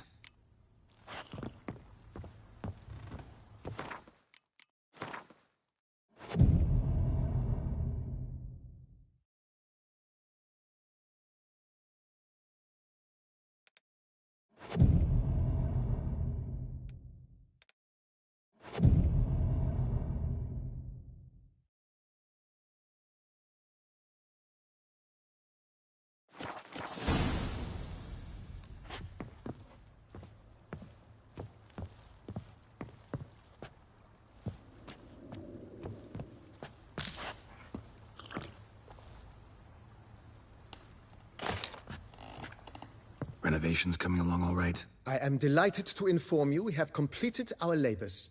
You can now devote yourself to enjoying the vineyard's delights to the fullest. You must forgive me my temerity, sir, but I thought, with all the work on Corfo Bianco completed, and with the estate looking more beautiful than ever, it might be appropriate to commemorate the moment. Sure, why not? During the tidying that preceded the renovations, I came across a bottle of Sapramento, the 1250 vintage. I cannot say by what miracle it survived, but it is here. And we've cause to open it today. And then he ran straight into the crowd, burning bouquet in hand. All thought it a part of the performance, so they only laughed, even when the decor began to catch fire.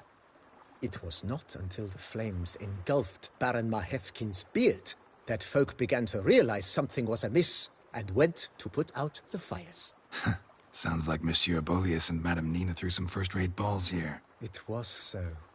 In this regard, Baron Rossel was decidedly more reserved. So tell me, Barnabas Basil, what's the wine situation like here?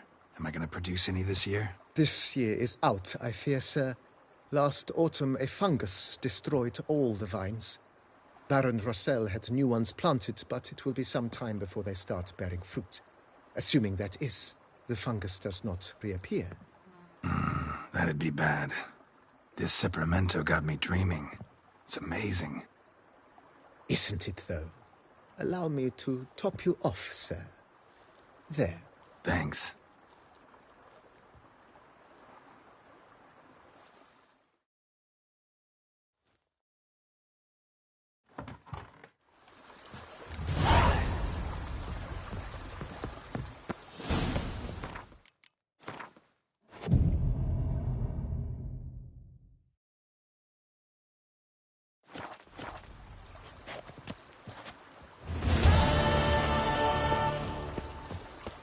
I don't get paid to chit-chat. Yeah. And what do you get for all that work? Cook in Quebec, once you're on in years.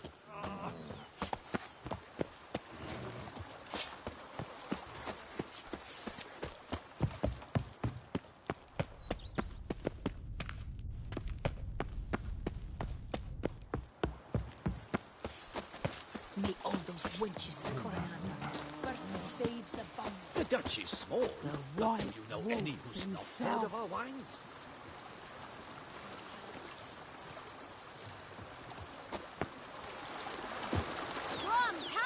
could taste better than Coronata wine.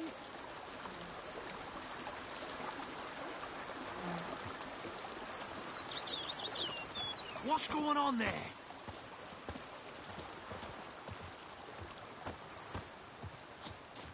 Here, kitty, kitty. Row. Meow.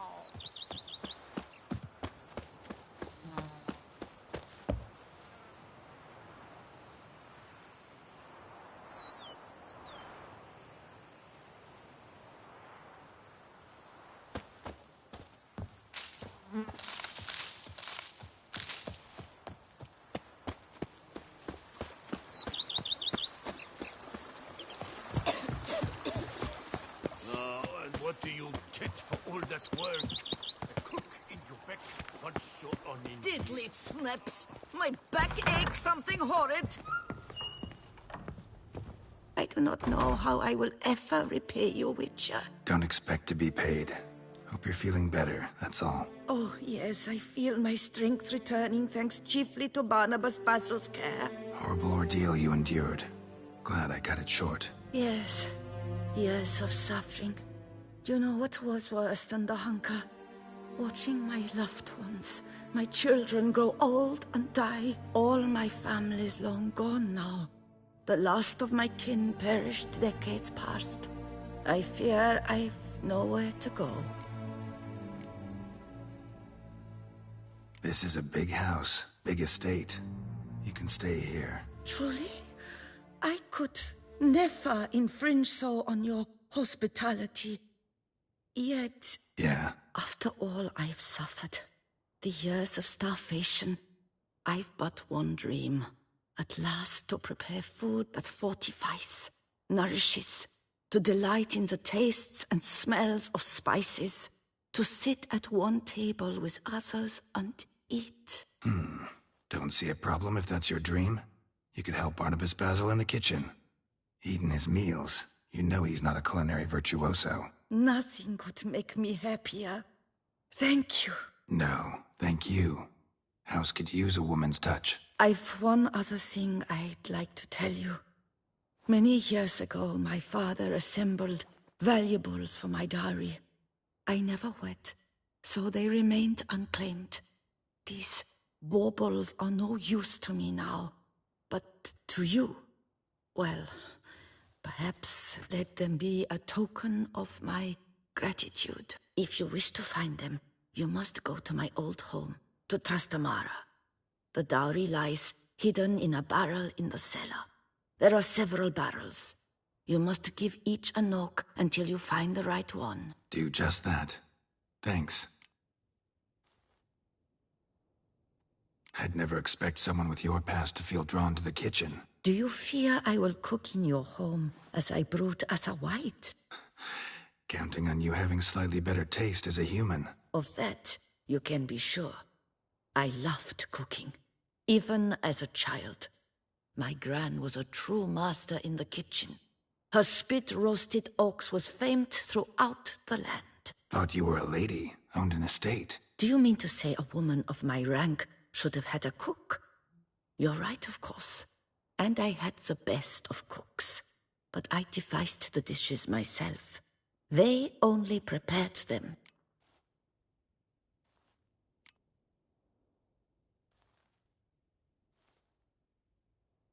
You sure you don't feel lonely out here? I cannot say yet. Too little time has passed since you freed me of my thrall, but somehow, for now at least, I do not feel drawn to the city, to others. Visited others' homes as a white. Yes, but ever at night, when all were asleep, I went in search of spoons. Remember, you can always change your mind. Decide you've lived here long enough, just say the word. I'd never wish to seem ungrateful. And I'd never want you to stay against your will. See you later. Take care, Witcher. And remember, you always have warm food awaiting your return.